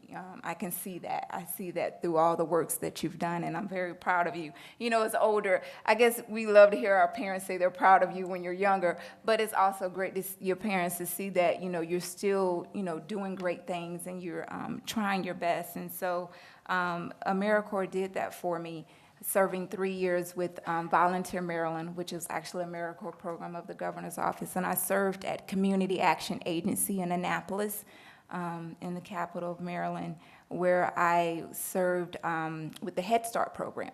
And this was very interesting because they wanted to really increase their parent involvement in their Hispanic population. Well, I don't speak Spanish. So how was I going to do this? So that definitely was a challenge, but then you have to think outside the box, and that's where AmeriCorps gave me the training on how to use the resources of needs assessments, finding out who your key players is. And so I actually reached out to a religious group, the Mormons, which part of their service, part of their mission is to serve. So we were able to use part of their service mission because they were fluent in Spanish, and so they were actually able to help me connect with the Hispanic families in the Head Start program, and it was a great win-win because then they received their volunteer service of community service of giving back, and I received some amazing volunteers that were able to help parents during parent-teacher conferences, help translate literature for parents, translate the Head Start literature, and then just help, volunteer in the office with, different needs that we needed. But one of my really fun experiences I had, if you know the Mormons, they're riding around in their bicycles most of the time. And I was like, I want to ride around in the bicycles too. And it was so cool. They, got me a bicycle. And so we're in Annapolis riding around, going to Hispanic families' homes, meeting with them, finding out what their needs are, them helping me translate the information. And so I think, that's what parents need. As a parent, I know the needs as a single mom of 3, what my needs are. So AmeriCorps also taught me how to find the need assessment of knowing what your community needs are. Once you do that, then you're able to help them be able to address those needs and those basic needs. And that basic needs was just being able to translate information, helping those Hispanic families feel comfortable with coming into the school and being a part of their child's education. So it was an amazing experience, and definitely were worth the free flight benefits. Yeah. Definitely. That picture of you on a bike with 2 Mormons, I mean, this is not an insult at all, but when I said service can be an awkward picture, an awkward moment, that we get things done. Dr. Wagner, I want to talk to you about what you do. Can you just tell the group, you're not a medical doctor, you're... Yeah, I have a PhD in engineering and public policy, and I'm a professor, an assistant professor at the University of Maine. So do you want me to tell you about some stuff? Okay. I served in NCCC. What is your specialty, or like what your PhD is in? Engineering and public policy. And so for my thesis, I studied a little known but very effective renewable energy resource called concentrated solar power, which is unique. I'll just put in a little plug there because it's one of very few renewable energy options that can generate power continuously, because you can store the heat energy in salt and you can run the power plant theoretically 24 hours a day. So I'll just put in that plug. Yeah, that's great. So AmeriCorps, solar power. Right. Well, so I served in NCCC in Charleston, South Carolina, yeah, in 1999 to 2000. And I mean, there's so much. I'm not going to take up all of your time because I could talk about how much NCCC influenced my future for a very long time, but I wrote down 3 points and I'll try to stick to them. The first thing is service learning. I just found that incredibly eye-opening and important when I learned that concept as an NCCC volunteer. The concept that the act of service had as much to give to the volunteer as to the community that it served. And not just the act of service, but that the community had as much to give to the volunteer as the volunteer to the community. And I just found that incredibly important because I realized later in life, when I did other volunteer experiences that didn't focus on that they were much less effective because the community was not involved in what the volunteer was doing. So there wasn't something sustainable about that. So how service learning affected my life going forward was one of the things about NCCC that I loved was that it made me feel like anything was possible. Right? I just felt like I could go out and do anything after living in a barn with 13 people for 2 months in Alabama or something like that. And I just felt like I could, take on the world. And so I moved out to San Diego with no job and no prospects. And I got a job at an environmental consulting company. But I found that wasn't a good fit for me and actually ended up getting a job at a charter school with no experience, no education in education. And it just so happened that a friend of my now husband's was an AmeriCorps volunteer who worked at that charter school and kind of, put in a plug for me. And I was able to get this incredible opportunity to teach middle school science. But I was teaching in a Mexican-American barrio in San Diego, and I was the only white teacher there. And I grew up in a very white town south of Boston, so I had very little to be able to connect with the population I was serving. And so this concept of service learning, I really drew upon that and took every opportunity I could to connect with the population and try to learn about them and learn about their needs. And I went to their homes for the conferences. I tried to learn Spanish, and I would, it's really hard when you try to speak another language to somebody who's fluent because you just feel really awful. You just feel like a real dummy. But I would do it because I knew that it meant something to the parents that I was speaking with, that they would appreciate that I was honoring them and trying to speak their language, and it helped me practice so that I could someday be better. And that really, really helped me to build relationships with my students and take an experience that could have been a disaster and turn it into something very positive. And I worked there for 3 years. And then I had this bug to travel internationally, so I went to Ecuador for 2 years and taught as an environmental systems teacher in Quito. And through the process, there's a whole host of other things I could say about that experience, but it was wonderful and crazy. But through that experience, I was starting to kind of think about what the most pressing environmental problems are out there. And I just kind of narrowed in on energy. And so, because it affects so much of the environment, from the air to the water to the land, it just affects everything, the way that we use energy, and it's so unsustainable. So I decided to pursue a PhD at Carnegie Mellon University in engineering and public policy, which I just thought it was a great program because it combines two things that we really need to focus on, these huge societal problems. And just, I had a couple of other things about that. Hold on. And so the other thing about AmeriCorps that kind of carried me through those times was I just loved the mantra, getting things done. I'd always think about that. Even, when I was working on my thesis, I would know that this was my personal deadline and I had to get this done, just like I would get things done in AmeriCorps. Or if I was washing the kitchen floor, I had to get things done, And the other thing that I just really loved about being able to do NCCC, I found it an incredible way to follow my passions. And I feel like that's very underrated for a lot of people, that they think that they need to choose this certain career path, and they think that these are the steps to get there. And AmeriCorps gave me an alternative because I wasn't ready when I graduated college. I had professors who told me that I would do great in grad school, and I just wanted to run screaming from undergrad and do something different and see the world and really, get out there and not be up in, the ivory tower, which is pretty ironic now.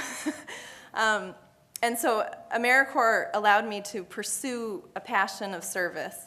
And then because that was so successful and so wonderful, it allowed me to pursue other passions in my life. And it's just a neat path to be able to go through life pursuing what you truly want to do in your heart. And that's what I try to tell students who come to me and they ask me what they should do after they graduate from college. And the first thing I ask them is, what are you passionate about? And the next thing I ask them is, have you heard of AmeriCorps? That's great. That's great. It's fascinating to hear how AmeriCorps connects to the experience that you had as a graduate student and what you're doing now. Marissa, I just want to turn to you. You are a school performance officer in the DC Public Charter Schools, is that correct? No, that was my previous. Previous job. What are you doing now? So now I work with a nonprofit called the Teaching Trust in Dallas, Texas, and we're an education reform organization that really we're strengthening leaders that work within the public schools, and with the idea of changing from the inside out, we're hoping that strengthening that leadership pipeline begin to close the achievement gap and really help students achieve academic success or just success in life. This idea of changing from the inside out, is this something that's a concept that you learned when you were in AmeriCorps, or were you aware of it when you were in AmeriCorps? Actually, that's a part of my organization. Our Teaching Trust tagline is changing from the inside out, but it absolutely resonates with me from my experience in AmeriCorps, and something that I think Macon said earlier today, he was given more responsibility than he deserved. And I heard a lot of people kind of chuckle, and I thought, oh my God, yeah, that was me in AmeriCorps, and that was, I've always felt like that in all of my different experiences throughout my career. And just really understanding just what it's like to be in somebody else's shoes. I think that idea of, so I did my AmeriCorps year of service in the Lower East Side of Manhattan for a organization called University Settlement. It's a settlement house.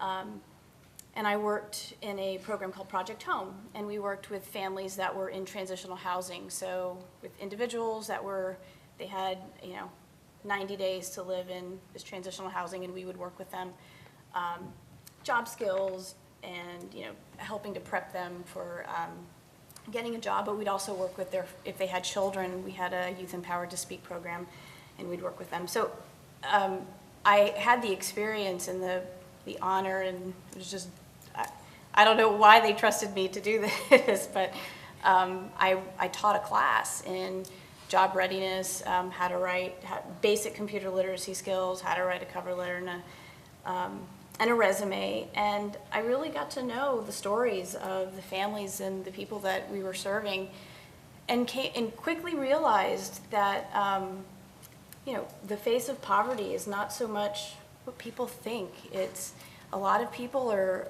one paycheck away, one bad break away.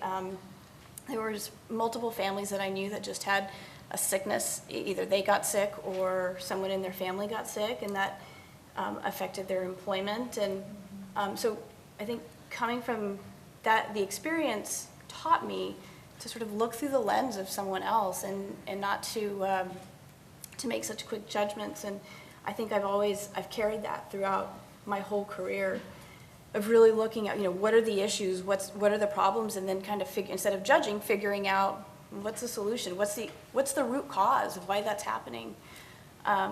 So sort of that inside out, I think that's kind of where that came from.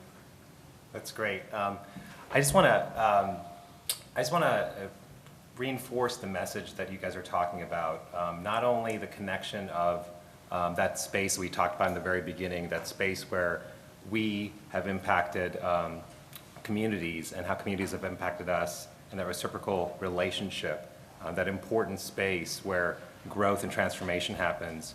And this important space that, Bill, you were talking about, or the pathway that this space can serve as pathway towards opportunity and towards economic opportunity. Can folks, if you had the opportunity to tell others about AmeriCorps, what would you say in terms of your experience? Morgan, you want to go?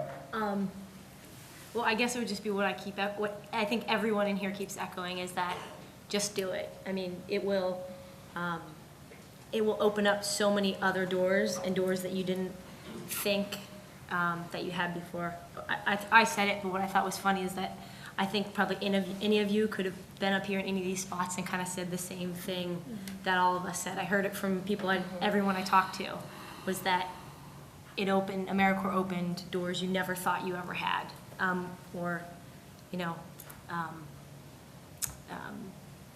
it allowed you to have the confidence to open doors. I mean, I never thought that I would be, competing for a spot in the Olympics ever in a million years, and I still don't even think it. But then I'm like, again, first day of AmeriCorps, I said, okay, I'm going to do it, and I'm going to hold on and see where it takes me. So, I mean, that would be my thing, is just do it and be open.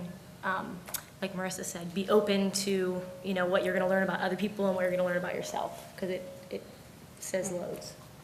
Mayor Fetterman, you talked about the private sector.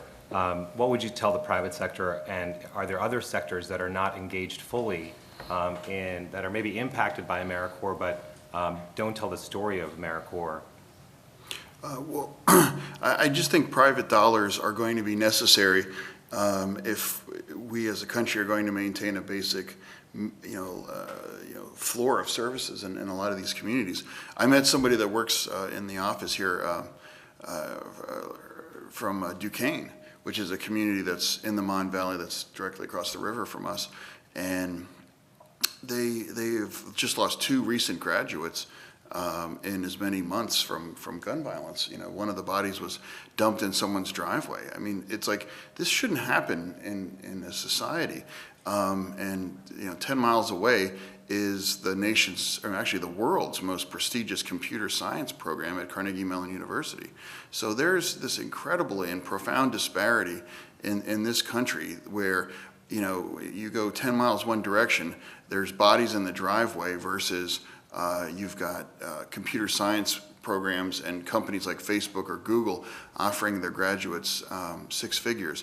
And I don't think anyone wants, no one's suggesting that you give up a career at Facebook to come work in Braddock or Duquesne, but I think there's a lot sloshing around in that sector that they could channel a little bit more into the communities like Braddock then, and I'm open to that conversation. And we have had, and I want to emphasize that money never goes into my personal, like, of all the Levi's money, I didn't receive a dime out of it, and I mean, I don't even have health insurance.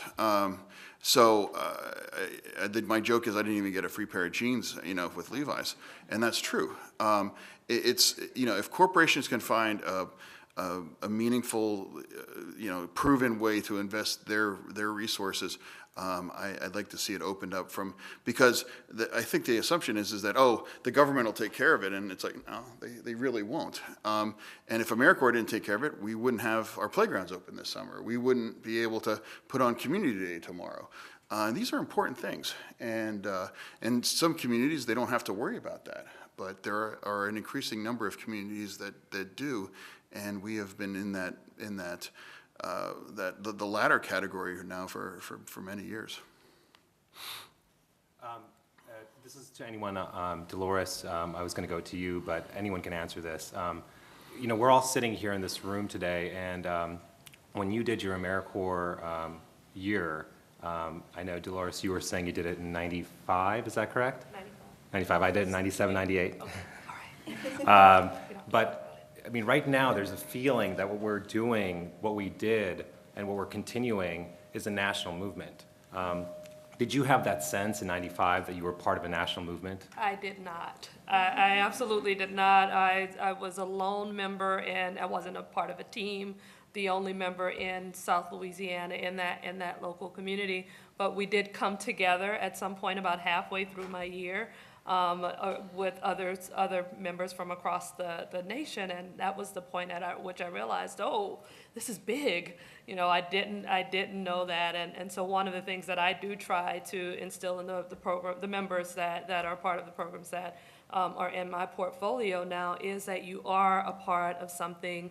It's outside of yourself. You're not alone. And so one of the changes we've made in our programs is to have members serve in pairs or teams so that they can understand the esprit de corps and understand AmeriCorps. I also think that this logo, yeah, this, you don't have one. I don't have one. But the AmeriCorps logo actually has a lot of recognition now. My husband will put on one of my hoodies. I have the AmeriCorps, the gray hoodie. And my husband will wear it, and he didn't serve, so he's like really front, and he didn't serve. But he will wear it to go pick up a pizza, and it becomes a source of conversation, and people will ask, where did you serve? When my son had his box, so the little box car, I can't remember what they call it, and the little derby in Boy Scouts, when he had the volunteer the Pinewood Derby, thank you. At the Pinewood Derby, the volunteer who cuts their cars for them is an RSVP volunteer, and he's like, great job, where did you serve? And I was like, well, that was in 1995. But it has some stature now, and so I do think that we're doing, maybe it's the sheer number of us out there at this point, but this logo does have some recognition, and so people are seeing it as a part of a national movement, I would assert. What about the others? Do you feel like you were part of a national story, or now do you feel like you're part of a national story that it wasn't this kind of local community story? Absolutely. I mean, I sort of have the same experience with AmeriCorps t-shirt, or I have a binder with a sticker, and someone will see it and say, oh my God, you did AmeriCorps, and that immediately sparks a conversation, which is also, just an immediate kinship with somebody who sort of understands, what it's like to be thrown in with too much responsibility, and learning how to swim, and learning that like stick-to-itiveness, that grit, that determination to push through to your goal. But it's that passion and that fire that really drives you to get up the next day and to do it all over again. I just think that those kinds of conversations, that passion that you share with somebody, that's so unique. And yeah, so I absolutely feel like I'm part of a bigger family. That's great. Let's give a round of applause to those people.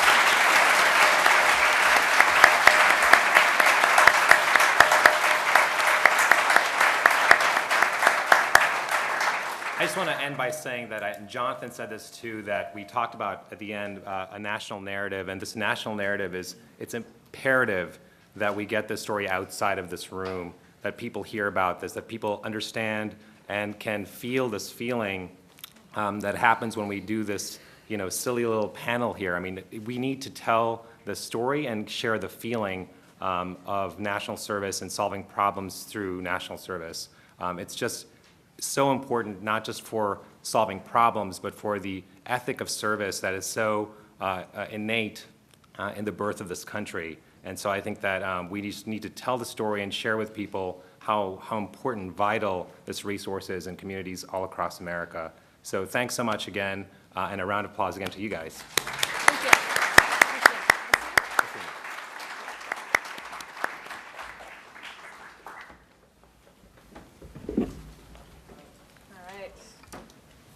Let's give one more round of applause for all of our champions.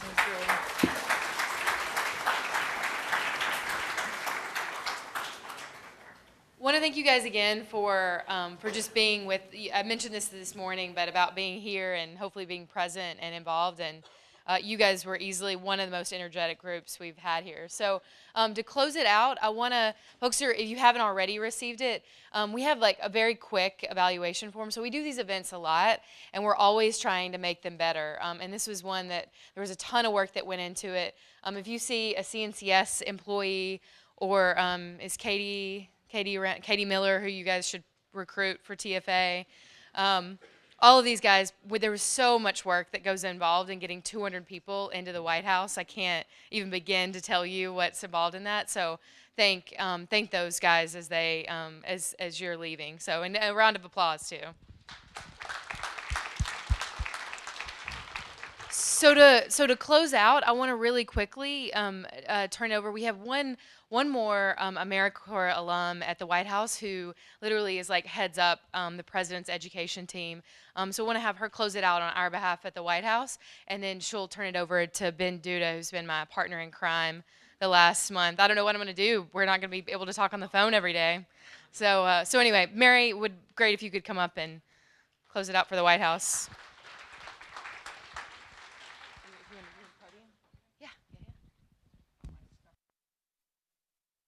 Hi, everyone. I was able to speak to some of you earlier at the education breakout, so thank you for coming to that.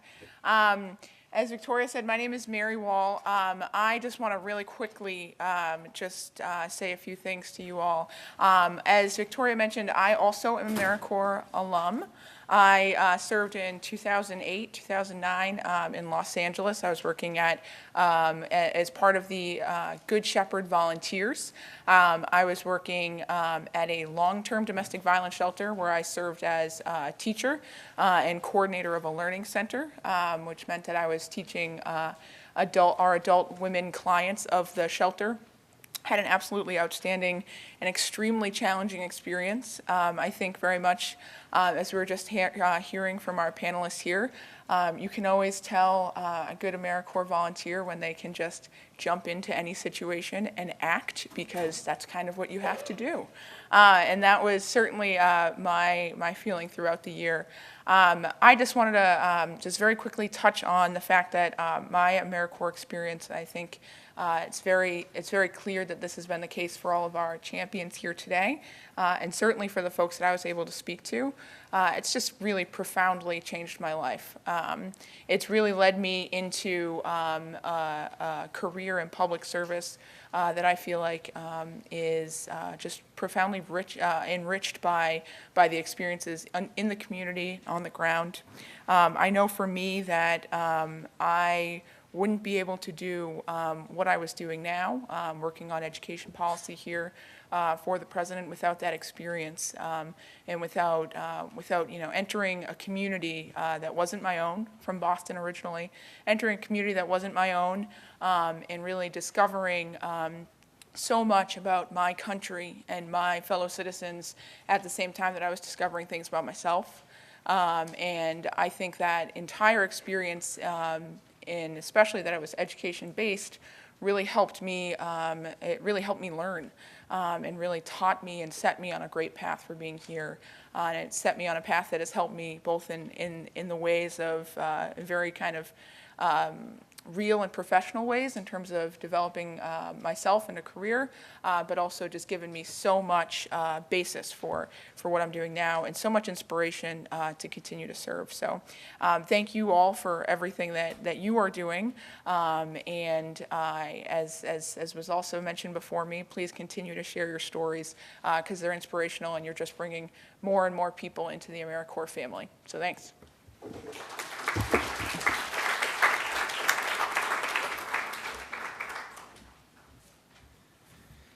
All right.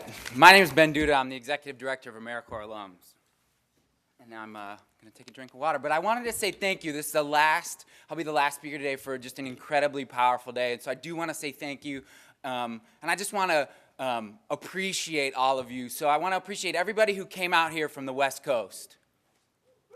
I want to hear from you. I want to hear from you. It's almost 4 o'clock on a Friday. All the people who came from the Midwest, from the South, Mid-Atlantic, New England, I want to thank City Year.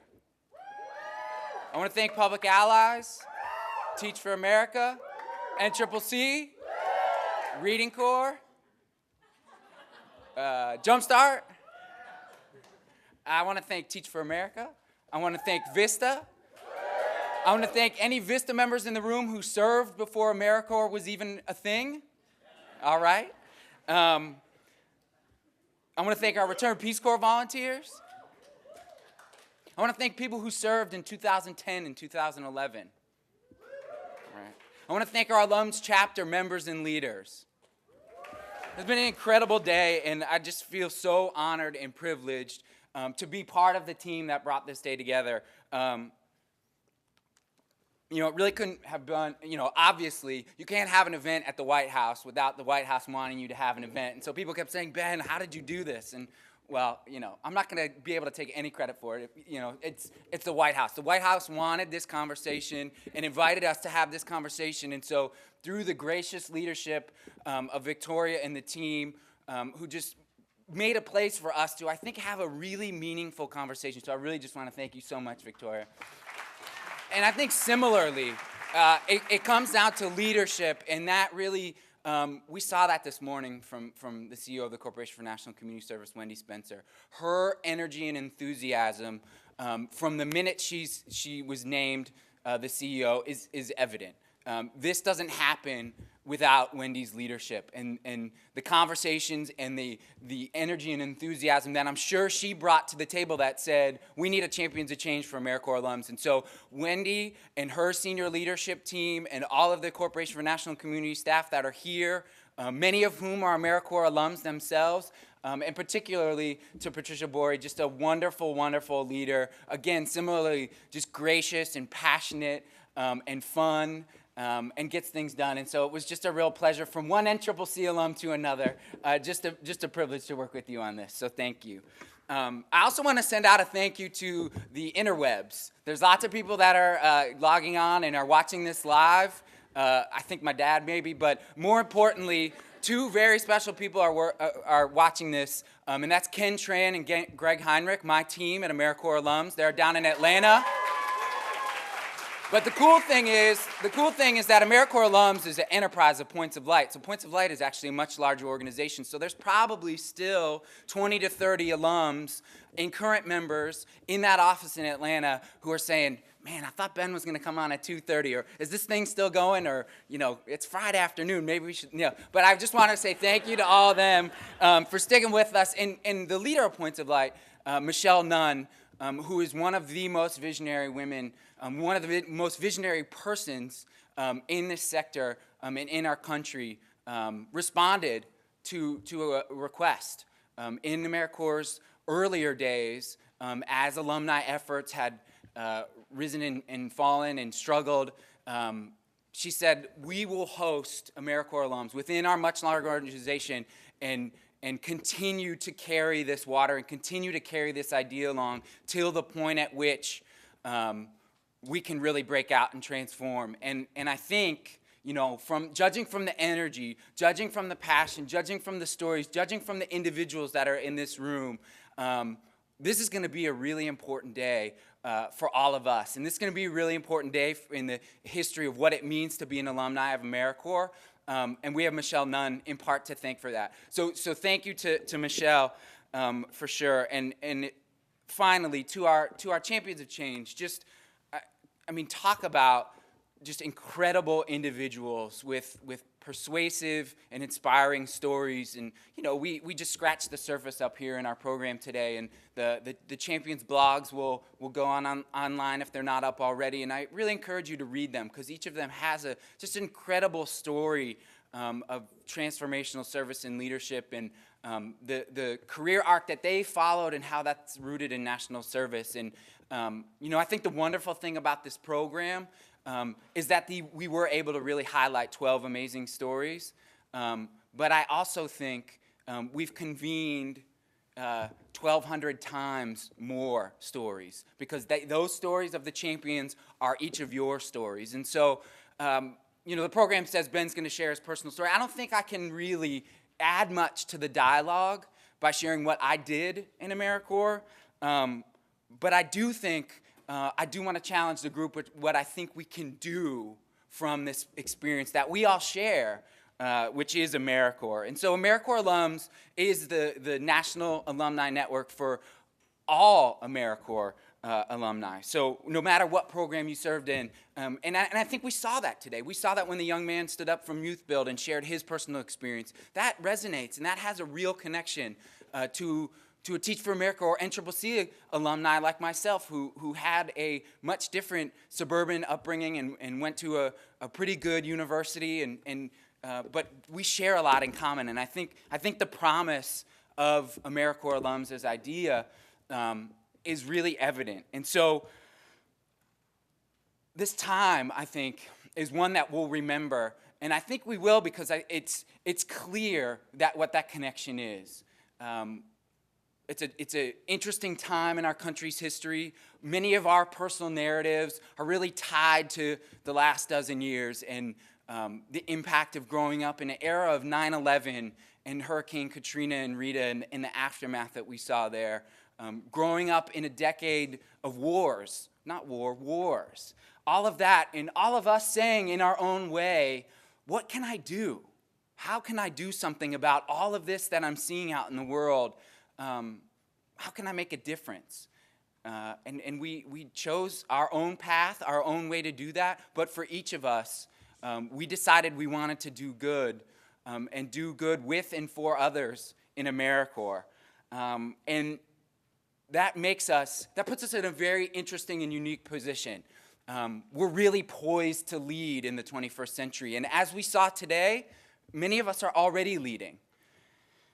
We're quietly becoming the 21st century pipeline for leaders and change agents. And I think it's important for us to say, it's time to not be quiet any longer. We need to embrace that AmeriCorps bond that ties us. We need to accentuate that. Nicole, who is one of our champions, didn't share it in her narrative, but the thing that struck me when I met her for the very first time is she said, I'm building out my CSR team at Coinstar Redbox. The first person I hired was an AmeriCorps alum. I knew I wanted an AmeriCorps alum because I knew that was the exact type of profile of an individual that I needed to take my department to the next level. That's a true story. That's what she told me. And that I think, personifies the opportunity for all of us.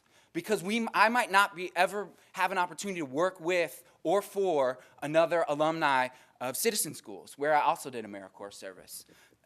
But I have the privilege and the honor to work all the time with alumni from the Hands-On Network AmeriCorps programs or alumni of Teach for America and other programs that I didn't serve with, but we have that AmeriCorps connection. And I think there's a real opportunity there to accentuate that. And I think that there's very real things we can do. As we get so far along in our career, I've noticed some of us, our AmeriCorps experience kind of drops off the resume. It's time to bring it back on the resume. That's a badge. That's a seal of approval. You've been vetted. You know, I think all the time, I've told people, NCCC, City Year, all of these programs, it's easier to get into a university than it is to get into AmeriCorps. We've been vetted. We've passed the test. We've spent a whole year, many of us, in service. And so the skills that we've acquired, the experiences we've had, that passing that seal of approval in some of the leading social change organizations in this entire country, there's a lot of value to that. So it's time for us to lift that up so that we have that connection between all of our AmeriCorps programs, that AmeriCorps at its core means something, and it means a little bit of the same thing or a lot of bit of the same thing for all of us. And so that's really where we're going at AmeriCorps alums. You know, I think we got a lot of input, and there's a lot for us to digest and process from today.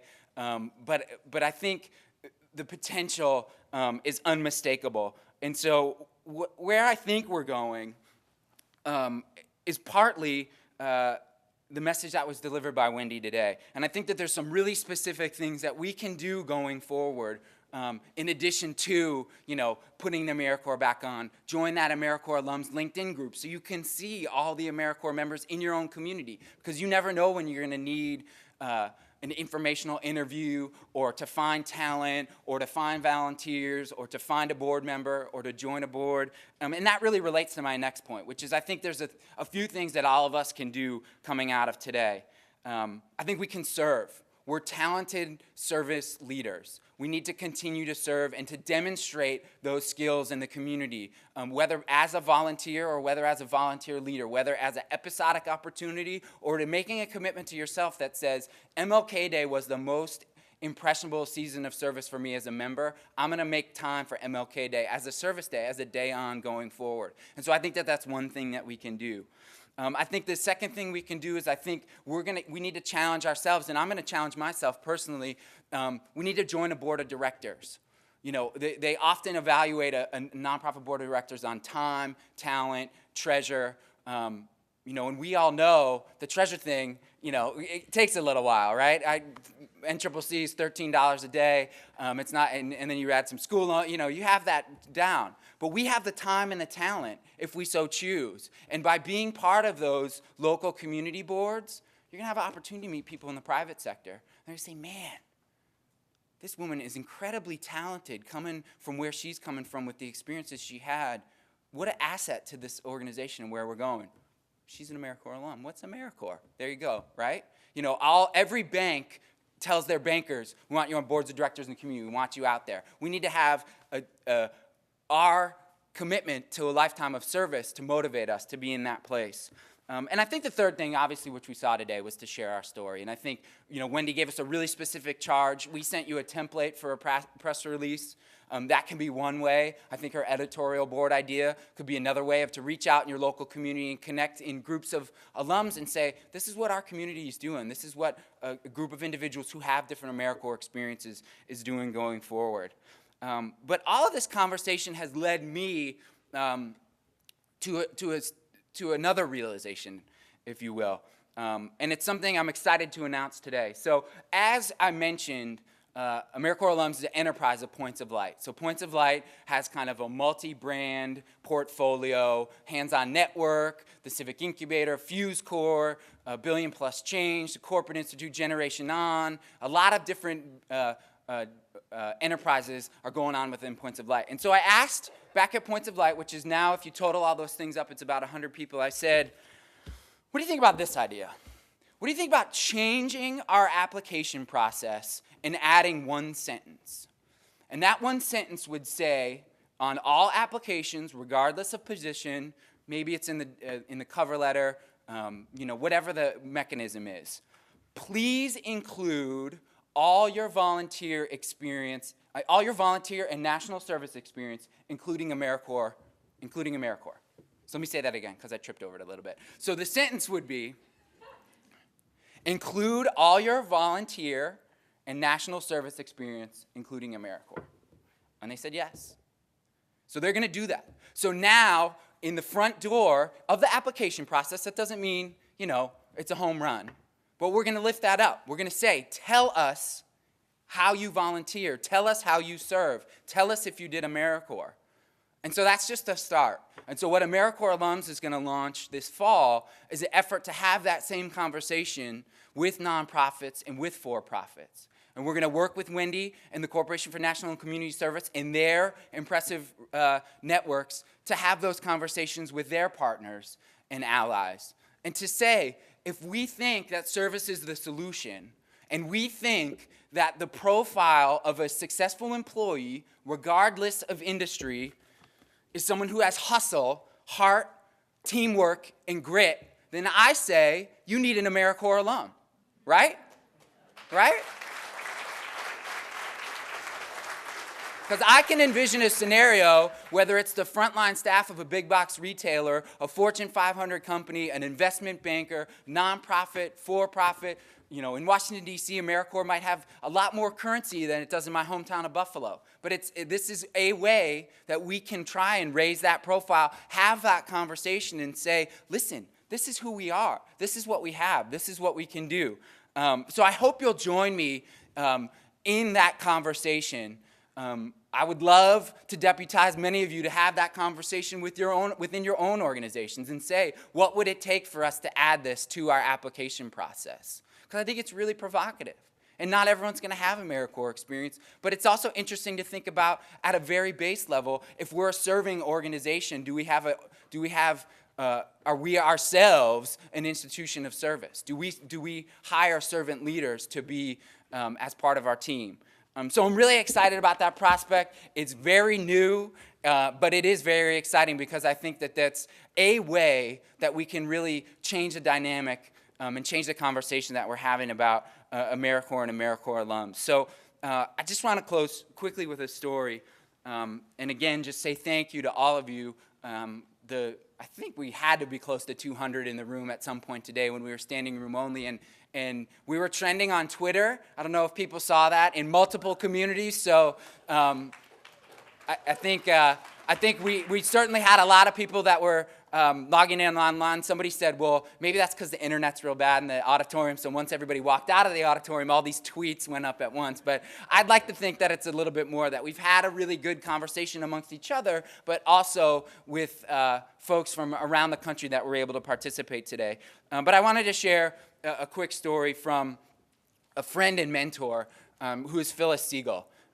Phyllis's late husband, Eli, is often called the father of AmeriCorps. There's a number of Siegel Fellows in the room who come through a lot of different channels, whether through our Entrepreneurship Award, through some scholarships that other organizations give. And, you know, Eli used to often tell a story during the early days of AmeriCorps that I wanted to share with you. And it's about the old wise man and the two young boys. And the boys thought that they were very clever, and they thought they could pull one over on the old man. And so they said, let's catch a bird. And so they caught a bird, and they held it in their hand, and they said, hey, old man, is this bird alive or dead? And they thought, well, if he says it's dead, then we'll open our hands and we'll let the bird fly away. And if he says it's alive, we'll quickly crush the bird in our hands. And the old wise man looked at them and softly said, it's in your hands. And I think that's the message today. It's in our hands where we're going and how we're going to go forward. The legacy from Jack Lew, from Eli Siegel, the early days of the Points of Light in the Bush administration, 4 successive administrations that have supported AmeriCorps, and now 775,000 alumni of AmeriCorps. It's in our hands. And I think that vision that our champions articulated, we can help make that vision a reality. And so I just want to thank you for coming today, and thank you for being a part of AmeriCorps Alums Day at the White House.